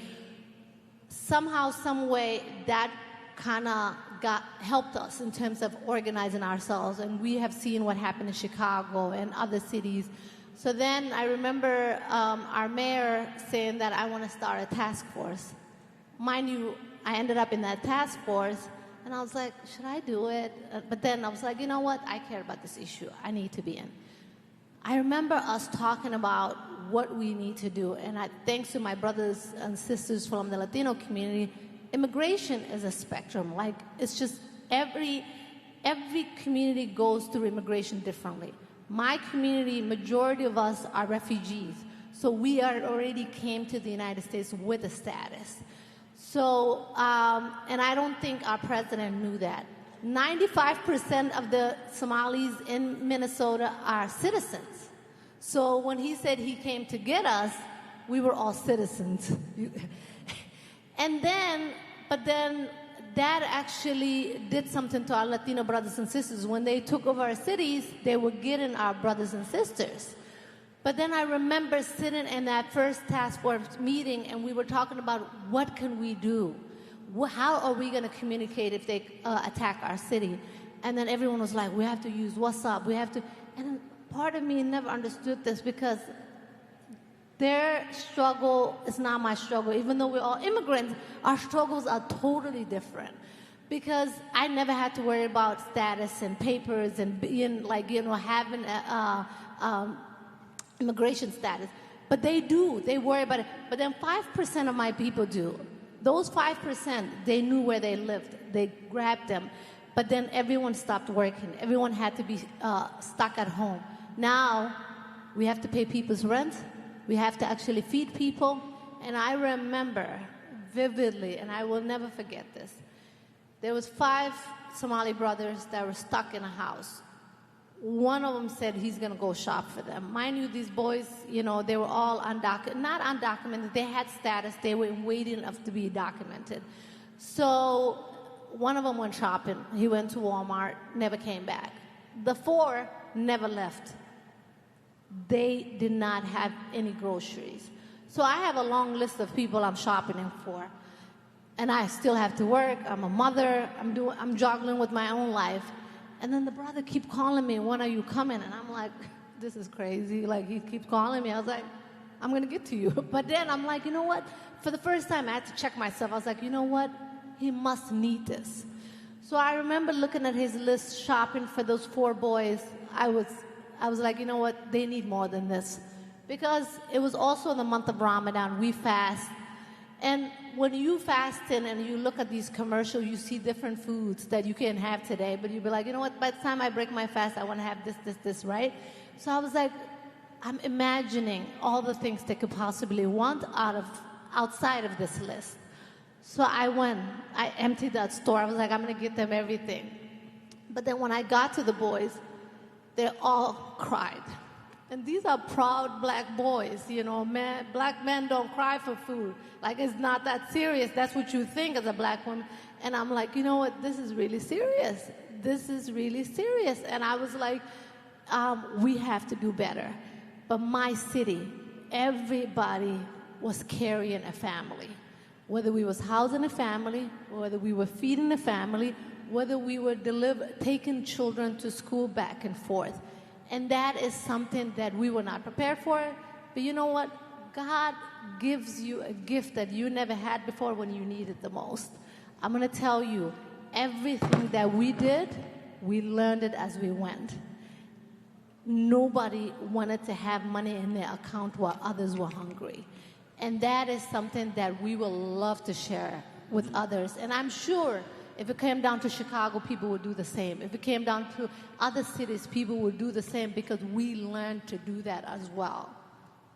Thank you. And it was duly noted the degree of solidarity in the community, and I see that Yusuf's here, and he went to Minneapolis with a delegation, brought a delegation from Minneapolis to Selma to make it clear that the struggles and the solidarity are there and are one. And so I want to turn now to the Sudanese community in Iowa, largest Sudanese community in the country, and an elected official, a city councilwoman, the only Sudanese elected official in the country. But the Sudanese community is, I think, it's not unique, but it's important in this context because you're facing a double trauma.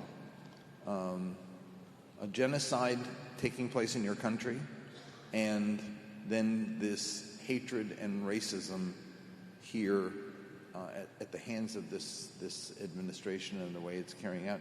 And yet, I just keep thinking that we would not, I mean, the slaughterhouses in Iowa, it's Sudanese who prepare our food for us. And immigrants generally are preparing our food for us in almost every form, and yet we don't pay attention to that. And so here we have a community that is making a contribution, is struggling, but is facing this double trauma. Talk about the double trauma. Yeah. Hi, everyone. Thank you for inviting me to come here. My name is Mazahir Saleh. Of course, I'm from Sudan. The Sudanese Americans, they are really living through what I call double trauma. On one side, we are witnessing a devastating war in Sudan that has displaced millions of people, separate families, and create one of the world's largest humanitarian crises. Nearly every Sudanese family I know has relatives who have been direct affected by the violence. We spend our days checking on our loved ones, sending financial support when we can, and worrying about people whose safety we cannot even guarantee. On the other side, Sudanese immigrants here in the United States are facing uncertainty about their future. Sudan's temporary protected status remain active through October 2026, but many families are anxious about what happened after that. People are trying to plan for their future, support their children, and building stable lives, while facing uncertainty about immigration policy and retaliation. I live in Iowa City, which is a home for one of the largest Sudanese community in the United States. Yet our community facing unique challenges. We are not located in one of the major immigration hubs on the East Coast or the West Coast. We are in Iowa. We are in Iowa. And you know what that means. Many families struggle even to access immigration authority, legal service, and other specialized resources that are more readily available for larger cities like Washington, California, and New York. The impact of travel restrictions. Sudan is one of the travel banned countries. These barriers for family to become unifications. My own brother, his wife cannot even come here. After she went through the immigration process and everything, and she been approved by the embassy in Egypt for her to come here. He is a U.S. citizen for 20 years, but he cannot bring his wife because, there is a ban for the country, and now they are just waiting, okay? Many Sudanese Americans have parents, spouse, children, and siblings who they have not seen for years. Families who have already been separated by war and not facing additional obstacles. As Executive Director of Immigrant Welcome Network of Johnson County, I see this struggle every day. I met families who are working, paying taxes, raising children, learning English, and contributing to their community while carrying the emotional burden of worrying about loved one of 1,000 miles away. What I want people to understand is that behind every immigration policy is human story. Behind every visa denial, every delay application, and every uncertainty about legal status is a family trying to stay together. The Sudanese community is resilient. We have survived a war, displacement, and tremendous hardship. We continue to contribute to our community, support our neighbor, and believe in the promise of better future. And we're still going to wait for that. Thank you. Thank you. I should say, by way of personal confession, my father was undocumented. And so this issue is very near and dear to my heart. And that to my son, who works with Senator Durbin on the Dreamers, it's a family story for us. My father's whole family came. It was after the famine in Mount Lebanon. Many people died. My father's family had to leave. They all came to America, but then there was the ban on immigrants from Syria. Senator David Reed said, "We don't need any more Syrian trash," and they excluded Syria. And so he came, as any enterprising young man would, to join his family, got a job on a ship to Montreal, to Canada rather, and then crossed the border illegally and was here in hiding for a decade before he got amnesty. I got to introduce Reverend Jackson at one point, and I said, "I'm the son of an illegal immigrant, going to nominate for president the great-grandson of a slave. Where else but America?" And that sense of promise and contradiction still haunts me. It's part of our story. It's part of my story.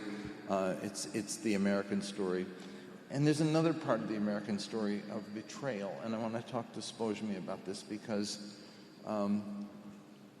not only did we wage a war in Afghanistan, I think people are still trying to figure out what that was about and the consequences that are still with us. But we made commitments to Afghanis who translated and worked and helped Americans while they were there. And now those promises are being broken, and the consequences are I think, of enormous importance for us to own as a people and a government. And Spojmi, tell me a little about what is happening in the Afghan community and how they're dealing with this, both canceling of TPS, canceling of immigration, and now the breaking of the promise as well for those who are still waiting to come. Thank you so much. It's an honor to be here. I remember in the late 90s in college at Sacramento, California, at Davis, Reverend Jesse Jackson used to come and inspire the Muslim Student Association and all the different organizations. So full circle, it's an honor to be here amongst everyone. I am, like many of us, well, a few of us on the panel, we're children of refugees. I came here in the early 80s with my family from Afghanistan, separated. The story of refugees for generations has been the separation of families that built the strength.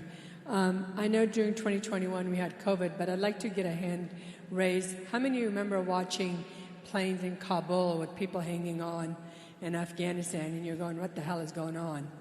I was glued to the TV day and night. My kids are like, Mom, what is going on? So let's talk about August 2021 with the chaotic, unprecedented, and dangerous evacuation by the Biden administration. During that time, over 70,000 Afghan allies who had served alongside the U.S. for over 20 years were evacuated. Many were left behind. Tens and thousands over the last 5 years have tried to come in through humanitarian parole through the Mexican border. It's an estimated over 100,000 Afghans in the last 5 years. We have not seen that massive evacuation since the Vietnam War. Not any special, not any better, but unlike the other refugees who were brought in trickle, over 70,000 Afghans that were brought in through humanitarian parole with the promise of being able to finally live a secure, safe life with their families. When the evacuations happened, I remember watching TV. I'm an immigration attorney. I've been practicing for 18 years. And I said, what can I do as one individual? Being able to speak Farsi and Pashto and being an immigration attorney, the first thing I did the first 2 days, nothing was happening with the American Immigration Lawyers Association. I sent a really nasty email and said, what the hell's going on? No one's doing anything. Well, on Monday, we had over 8,000 immigration attorneys on calls trying to figure out what we could do. Afghans were brought into East Coast on the military bases. There was also one here in Illinois, somewhere in the rural areas, where Afghans were housed for up to a year before they were resettled. Now, this is the Trump era time where international migration organizations, everything were shutting down, funding was limited. So these Afghans were on the bases, and as they got resettled, large numbers in the DMV area, also in Sacramento area and Texas area. But as far as Alaska, Hawaii, in places where they had never been and interacted with anyone. And also in Michigan and Chicago and other areas, they were settled. As they struggled to find out what their legal status is going to be, they had to struggle to find housing because large numbers of Afghans had children, more than 5, 7, 8 children. And as they progressed through the years with the humanitarian parole, then TPS, we slowly started seeing the travel bans with over 40 countries, including Afghanistan, that's on the travel ban. What does the travel ban mean? Let me just tell you in the simplest term. The mere fact that you're from one of those 39 countries means that if you are in the United States and you applied for asylum, stopped. If you were going to be adjusting to get your residency, stopped. You needed a work permit to continue to work so you can help feed your family by Uber, Lyft, whatever minimal job you could find, stopped right now. No naturalization, people pulled out of oath ceremonies, the fact that they're from a certain country. There's no criteria on this. So, in essence, Afghans are living in fear. We heard that yesterday there were people from different countries, including Afghanistan, who had asked for asylum, were denied. We are seeing over 120 immigration judges or more across the country that are granting asylum being fired and putting in by immigration judges who are favorable to this administration. So again, a full circle. You came in, you were paroled in with the promise. Now you are living in a nightmare. I had a call from someone last week, and it still stays with me. Very few speak Pashto. It's a dialect of Afghan. And the guy's whispering in the phone, and I said, what's going on? And he said, I live in Tuscaloosa, Alabama. I said, well, how did you find my number? He said, you don't know what I went through to find your number, Ms. Nassiri, because you're the only one who speaks Pashto. And I said, well, why are you whispering? He said, I'm scared for someone to hear me. I said, what's going on? I'm in California, Northern California. He said, we're green card holders, but we can't go to the mosque because my dad is afraid. I said, well, why is your dad afraid? My dad is depressed, and he's afraid ICE raids are going to happen at the mosque. We need groceries, so we asked the neighbor. But now the neighbor is running out of patience to get his food because they said, why don't you just go yourself? I said, there's no need to be fearful of the fact because you are a green card holder, which means you're a lawful permanent resident of the United States. So these are the catastrophic impacts of the policies not only for Afghans, but all of the other nationalities who are living in a nightmare, in a limbo, and not knowing when or if ICE is going to pick them up at their rightfully scheduled immigration hearing. What they were doing in California was they were having immigration court hearings, and they were doing massive, and they were called master hearings before your actual final hearing.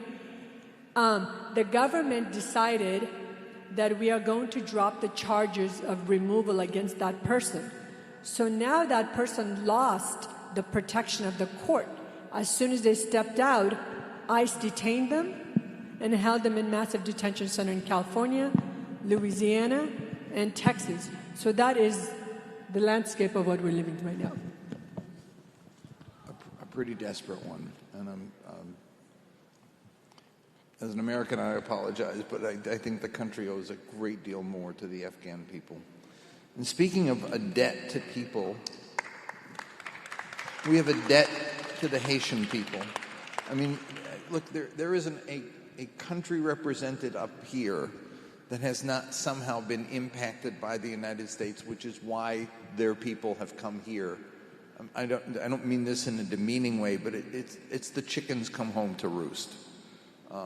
Why are the Algerians in France? Why do the Moroccans go to France? Why do the Pakistanis go to Britain?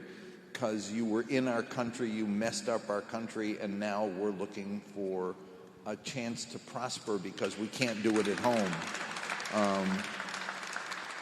And so the Haitian situation is one that I think we followed for years and years. And the Haitian population settled here and did well. And Claudette is an example of that, with Faith in Action, and she's a part of a coalition building advocacy for the Haitian refugees. But the president not only canceled TPS for Haiti, not only is canceling the opportunity to come here and stay here, but then he and his vice president seem insistent on telling lies about the Haitian community and spreading fear and panic, as has accompanied many of these other immigrant communities, that same fear and panic that we use to create about every immigrant group, going back to the Irish and the Italians and the Hungarians and slavery and the genocide against Indians. The people we oppress are the people we defame, and then they become the people we fear. But the Haitians, it had to be a surprise to the community to become an issue in the campaign as they were. Tell us about how the reaction, first, I want to talk about the problems that the community is facing on an immigration level, but what was the reaction in the community when that story was told? Thank you, Jim, and I want to thank everyone here with the Rainbow Push Coalition, the membership. I want to thank the Jackson family.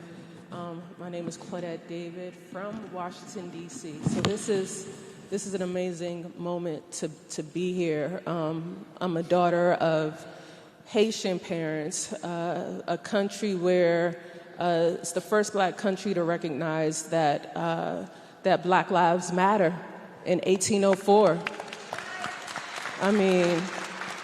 And ever since, Haiti has been paying the price for independence. And 2024 was a huge shock. So I'm a true Caribbean. I wear many hats. So I work for the Democratic Party, but I also have my own company where I could be the change that I want to see. Because in 2024 in Ohio, I saw that the party wasn't going to do anything about it. And so I said, what can I do about it? Knowing my people, knowing the history of black people in the United States. What does that mean? It was always the church. The church was the one that mobilized people. And it's the same story in the Haitian community. Everyone trusts the church. And so I was able to find an organization, Faith in Action, which is a faith-based organization that's international, that uses community-based organizing to address social issues. And so what I do with them is I mobilize Haitian faith leaders and Friends of Haiti to address immigration issues. And right now we're focusing on extending TPS for Haitians. A success story is just recently we worked with Ayanna Presley from Boston, knowing how many Haitians are in Boston. And we were able to, with a coalition and the theme for these past 2 days have been coalitions. And we were able to pass a bill on the House side with 10 Republicans supporting that bill to extend TPS for Haitians. And so I find myself every day really reminding people that the power is still with the people. It really is. It really is. And what's happening is if we're looking towards the administration, if we're looking towards our members of Congress, we got to call their offices and tell them what we want. They're not going to just make a move. The whole goal of members of Congress is to keep your seat. And so when they can see that their constituents care about an issue, they have no choice if they want to keep their seat. So right now we're in the point now of this bill has now passed the House, is in the Senate, and so now we're doing the work right now. Senator Markey of Boston is going to drop a bill on Wednesday, and so there'll be a campaign next week to support that bill. But what we're doing is sending a message to the administration that we are not okay with reversing status for anyone who's in this country. I mean, the theme amongst all of us is no. Like, the administration cannot tell us that we got to just pick up and go. Haitians on TPS has contributed $5.9 billion to the U.S. economy. And we have an administration who's telling us right now, you got to go. We already dealing with high price of gas. We already dealing with food right now. So it's like, what do you want from, like, what do you want from us? But what we're seeing now, though, is we're starting to see Republican members of Congress are starting to push back, and that's due to the work that you all are doing, the work that we're all doing. We're seeing Republican members of Congress push back on the administration as well. There are over 300,000 Haitians who will be impacted if the TPS is canceled. But almost every group up here has somehow an issue with TPS and with and in the case, tens of thousands of people of all the communities. I want to ask you, our attorney, and we have two attorneys here, right, just two. What are the recourses to this TPS cancellation? We saw politically an opportunity to extend it through legislation. I want you to talk about Delia Ramirez's bill, and then also talk about what we can do on the issue of helping affected communities deal with this temporary protected status. Because I know the Lebanese are impacted, the Syrians are impacted, everyone is impacted. There are thousands of people who came here and were allowed in because of the dire conditions in their country, or were here and didn't go back because of the conditions in their country, and now we're seeing this administration canceling them. Yeah, so the consequences, as I've said before, the impacts will be felt in generations. In addition to a potential attack on TPS, there's also attacks on DACA. Mm-hmm. And we know that there are a lot of individuals in Chicago and across our country who have benefited from DACA as a protected status as well. I know that it is important, as a South American myself. First, I just want to say we have a very tight history with the Haitian people. They actually helped to liberate Colombia from Spanish colonial rule. So thank you. Now, our independence is coming up on July 20th, and I'm reminded so much of the solidarity and the support of the Haitians in our liberation. I do think that there is some actors in our federal government that are trying to pit us against each other. And we need to have TPS and DACA protected. Like, both of those are essential. And I feel that, the work that Congressman Ramirez is doing in coalition with other Congress members is to make sure that we have protections across all of our immigrant Let me just add, constituencies. there's also an asylum issue and there's also a refugee issue. I mean, Biden administration was up to 100,000 refugees being admitted, canceled completely, except now for white South African refugees. I believe they're perhaps the only, I think all but maybe two individuals have been admitted through that status. So we have TPS, we have DACA, we have asylum, and we have refugees. Naturalization as well. Yeah. Yes, birthright citizenship. They're attacking us on all fronts. Denaturalization. Yes, a friend of mine, Trita Parsi, many of you may have seen him on television. He's one of the smartest analysts on Iran and U.S. policy in Iran. Is a green card holder, and there's been discussion about having his green card removed. I don't think it'll happen, but just the threat of it is an effort to silence people who have an alternative point of view. I'm sorry. No, I think, you put it very plainly, and I think that's accurate. We're seeing every tool in their toolbox, being, they're executing, as I said, on every front, to, I think, disorganize, distract, create tension. It is to their benefit that we don't work together.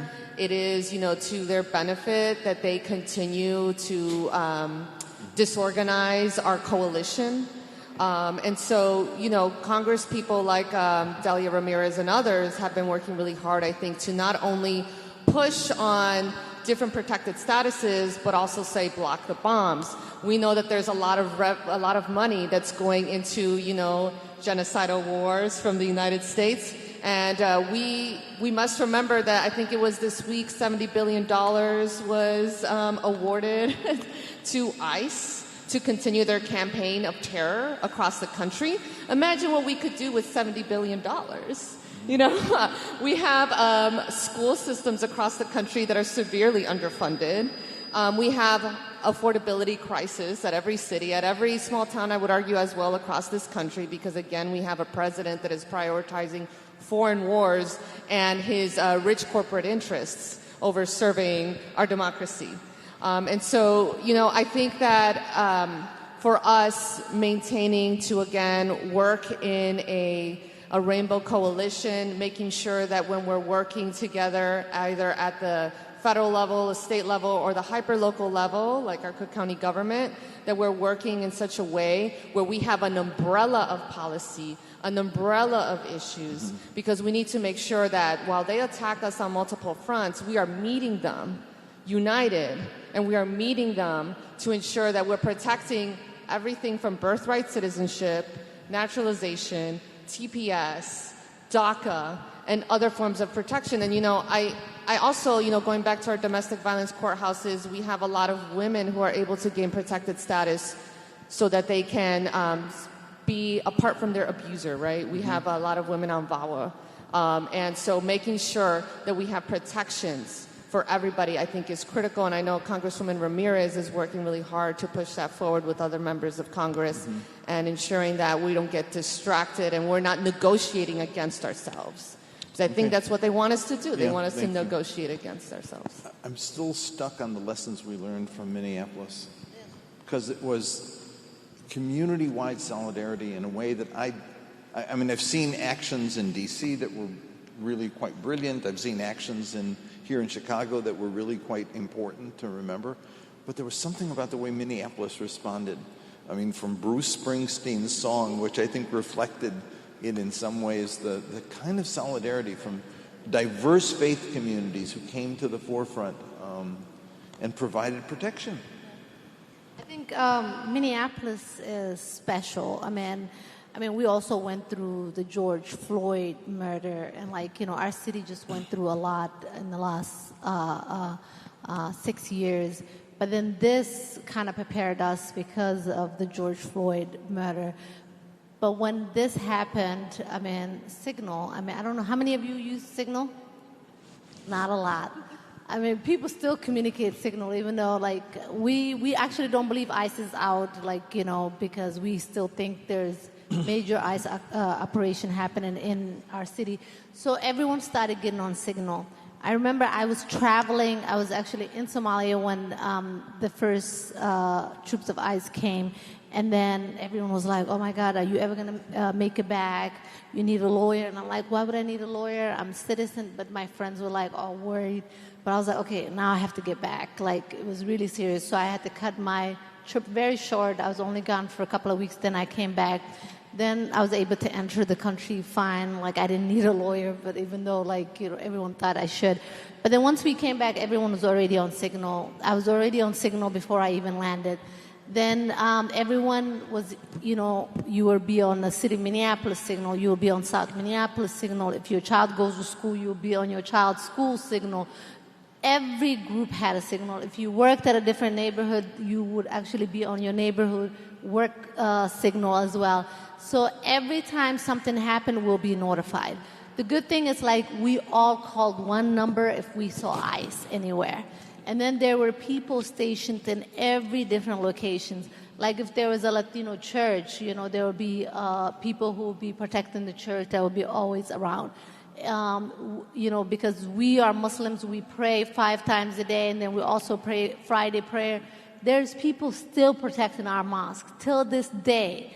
And they're there every Friday, they show up, they sit in front of the mosque. But then the weather didn't prepare us as well. I kid you not, I lived in Minneapolis majority of my life. I have never stood outside the longest, like every day I must be probably spending 5, 6, 7 hours outside. I will have my boots. If I needed extra gloves, my car will be decked for me to be ready to be outside at any time. And we were all, everybody was doing that. Everybody was ready for the weather. Everybody was ready to be deployed whenever they were needed. You were vigilant at all time. You would look at every car that passed you. If they looked suspicious, you would report them. There was a number to report. You would call, be like, I just saw a car. They've been parked here for 30 minutes. I mean, we were the CIA. Let me tell you that.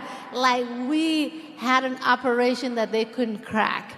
And they were like, we are there before they even get there. ICE, if we know ICE is moving, we will be moving with them. I remember I was following one day ICE.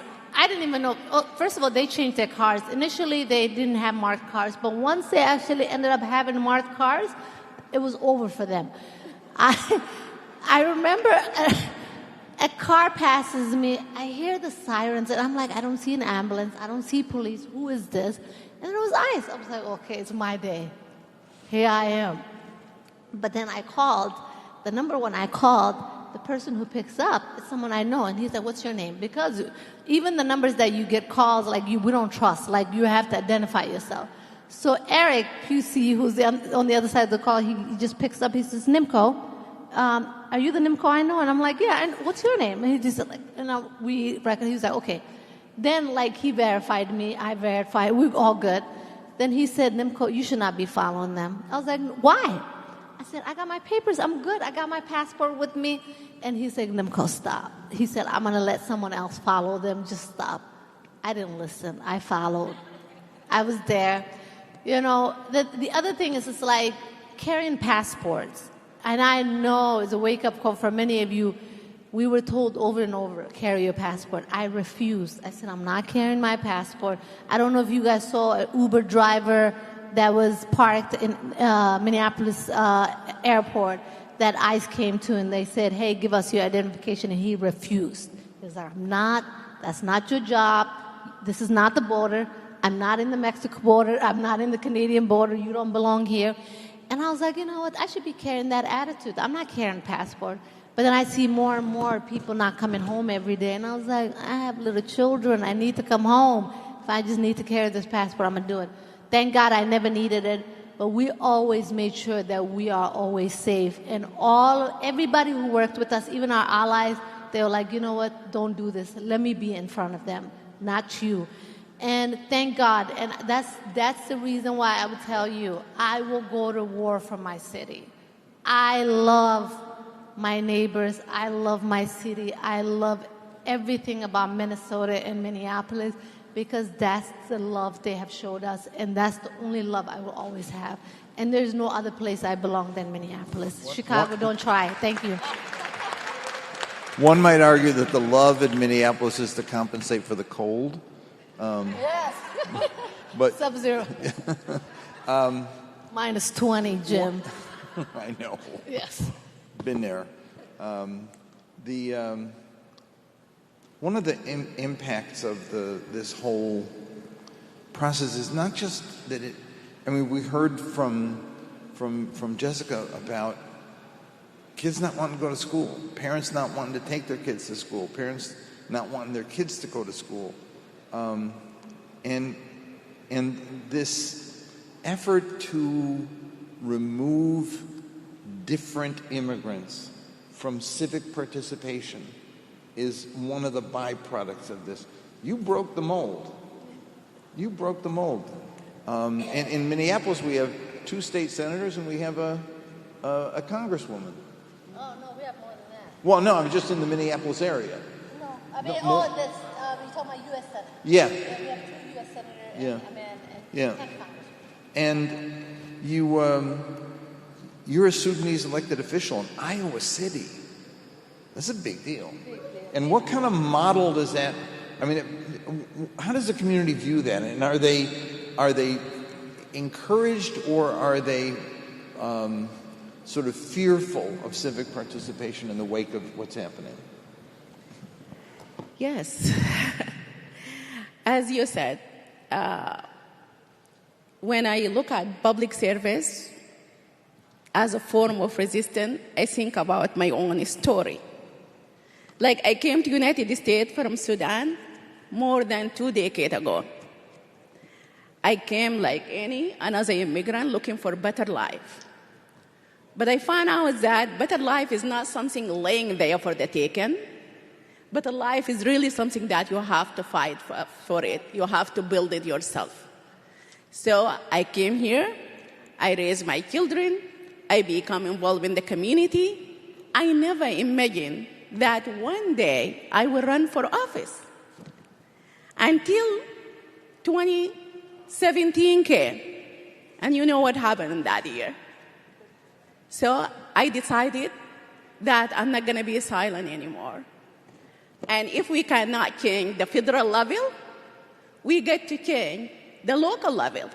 Because the local level, where our family live, where my children go to the school, and where everything happens, because change starts from the bottom to the top. So I decided to run for office in 2017, and I have been elected as the first Sudanese American ever to serve in a public office in the whole country.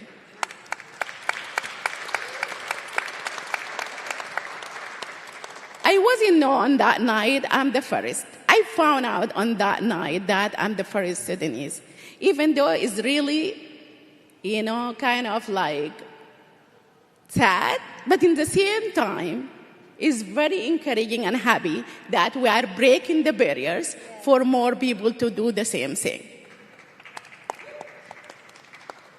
I served 4 years in the city council, the first 4 years, where I served 2 years as the mayor pro tem of the city. So after elected to be a city council, I've been elected to be the mayor pro tem for a black male mayor, only the second black mayor for the whole, the history of Iowa City. And now, for 4 years, I serve as black leadership. Mayor and mayor pro tem are black. And I'm still the only black woman ever serve in Iowa City Council.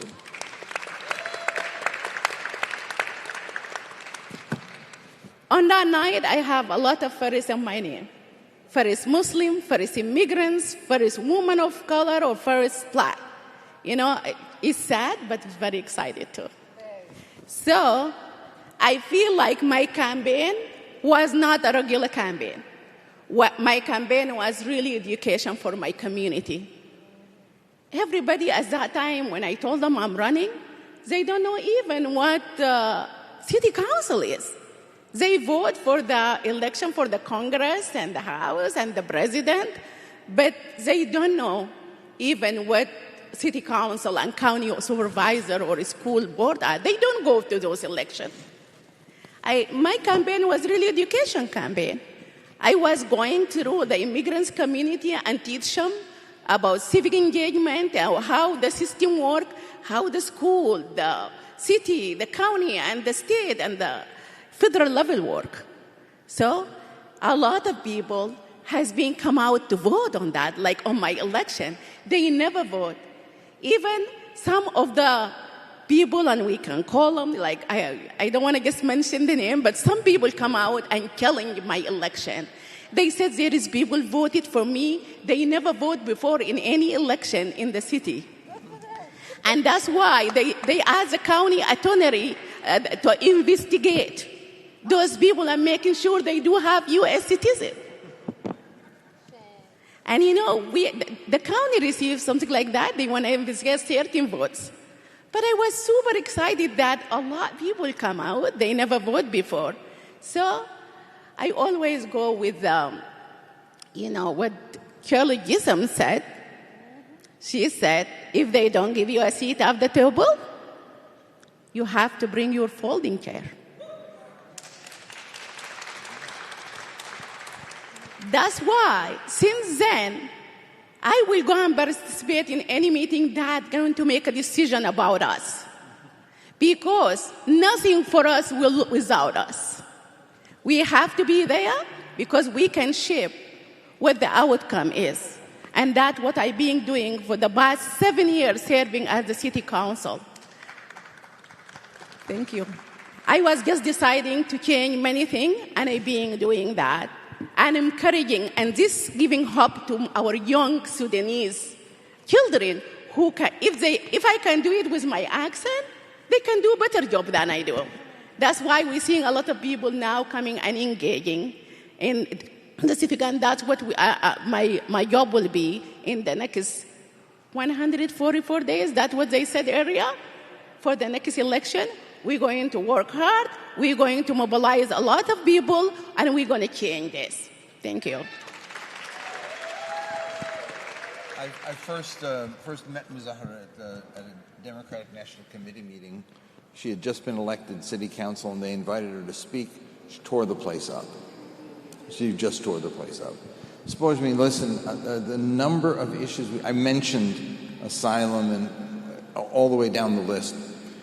I know you're involved in a number of court battles. That's where it's either legislative or courts. Tell me a little about the fixes that we have available to cover this range of issues that we're dealing with. Now, we have till 4:15, which means we've got 7 more minutes. I'm going to split it between the two of you.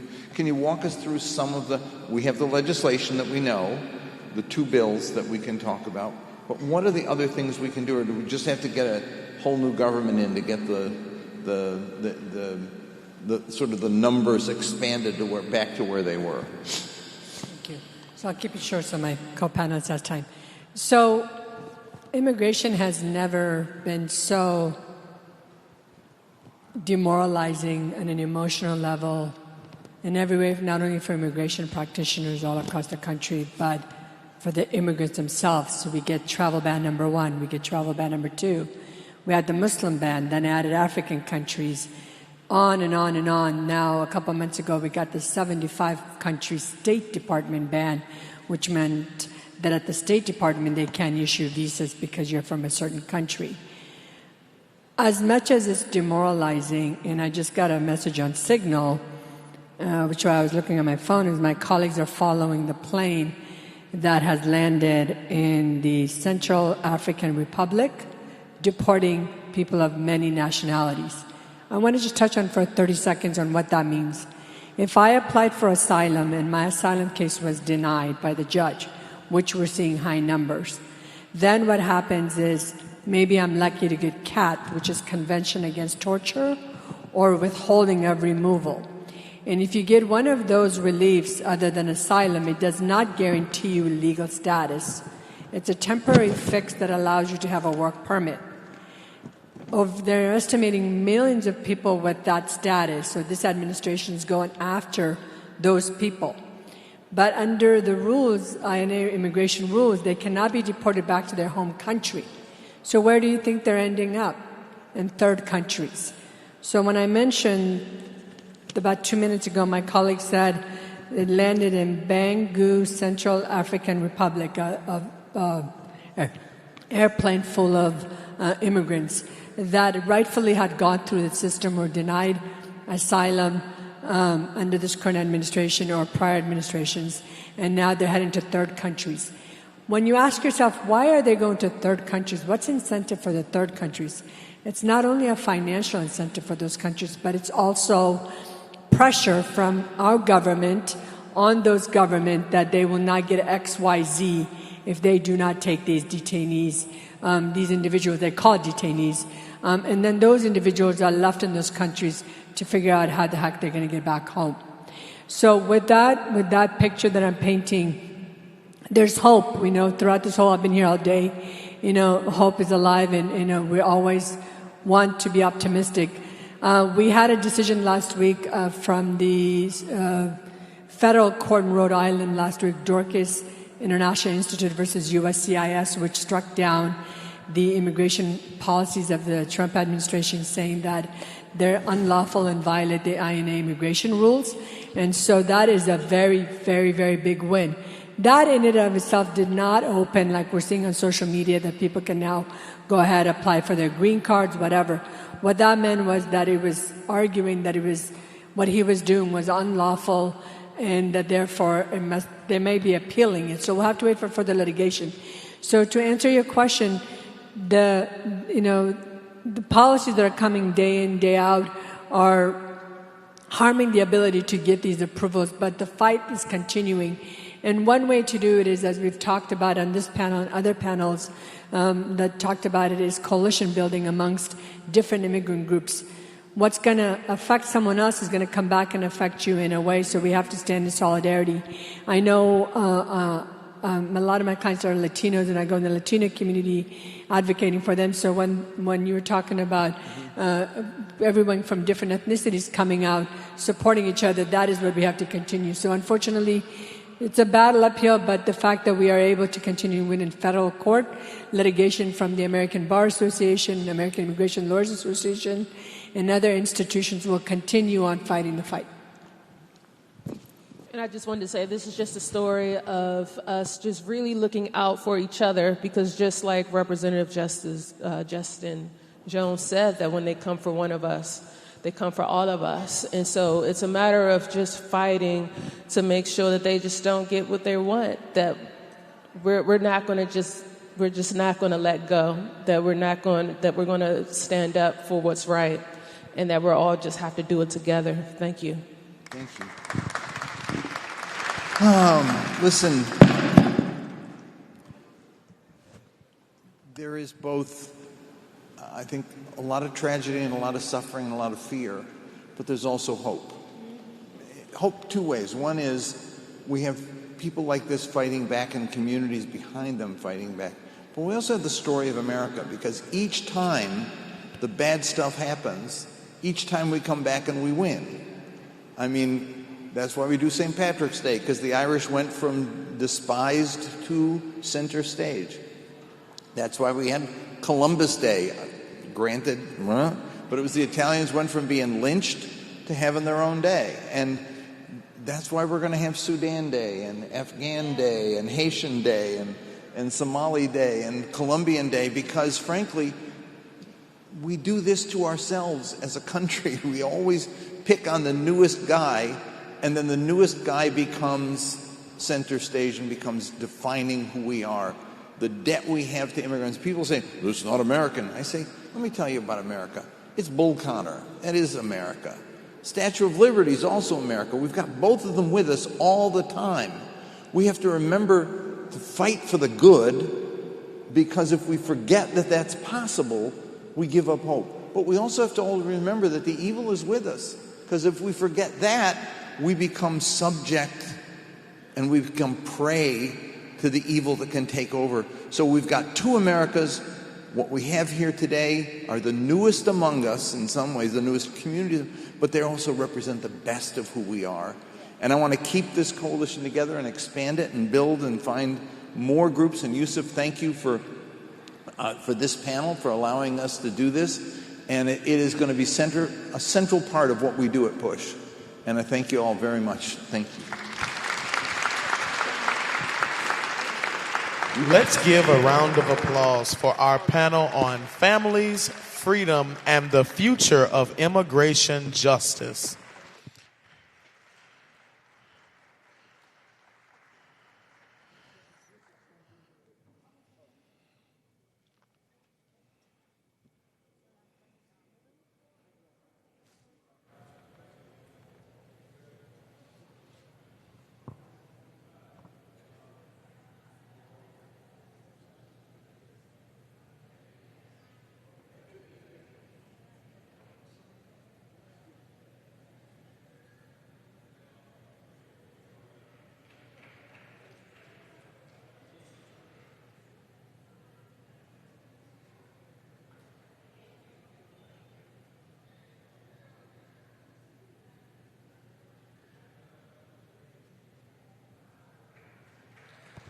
Thank you, Ms. Claudette David, Spojmi Nasir, Mazahia Salih, Nimco Ahmed, Jessica Vasquez, and Dr. Jim Zogby.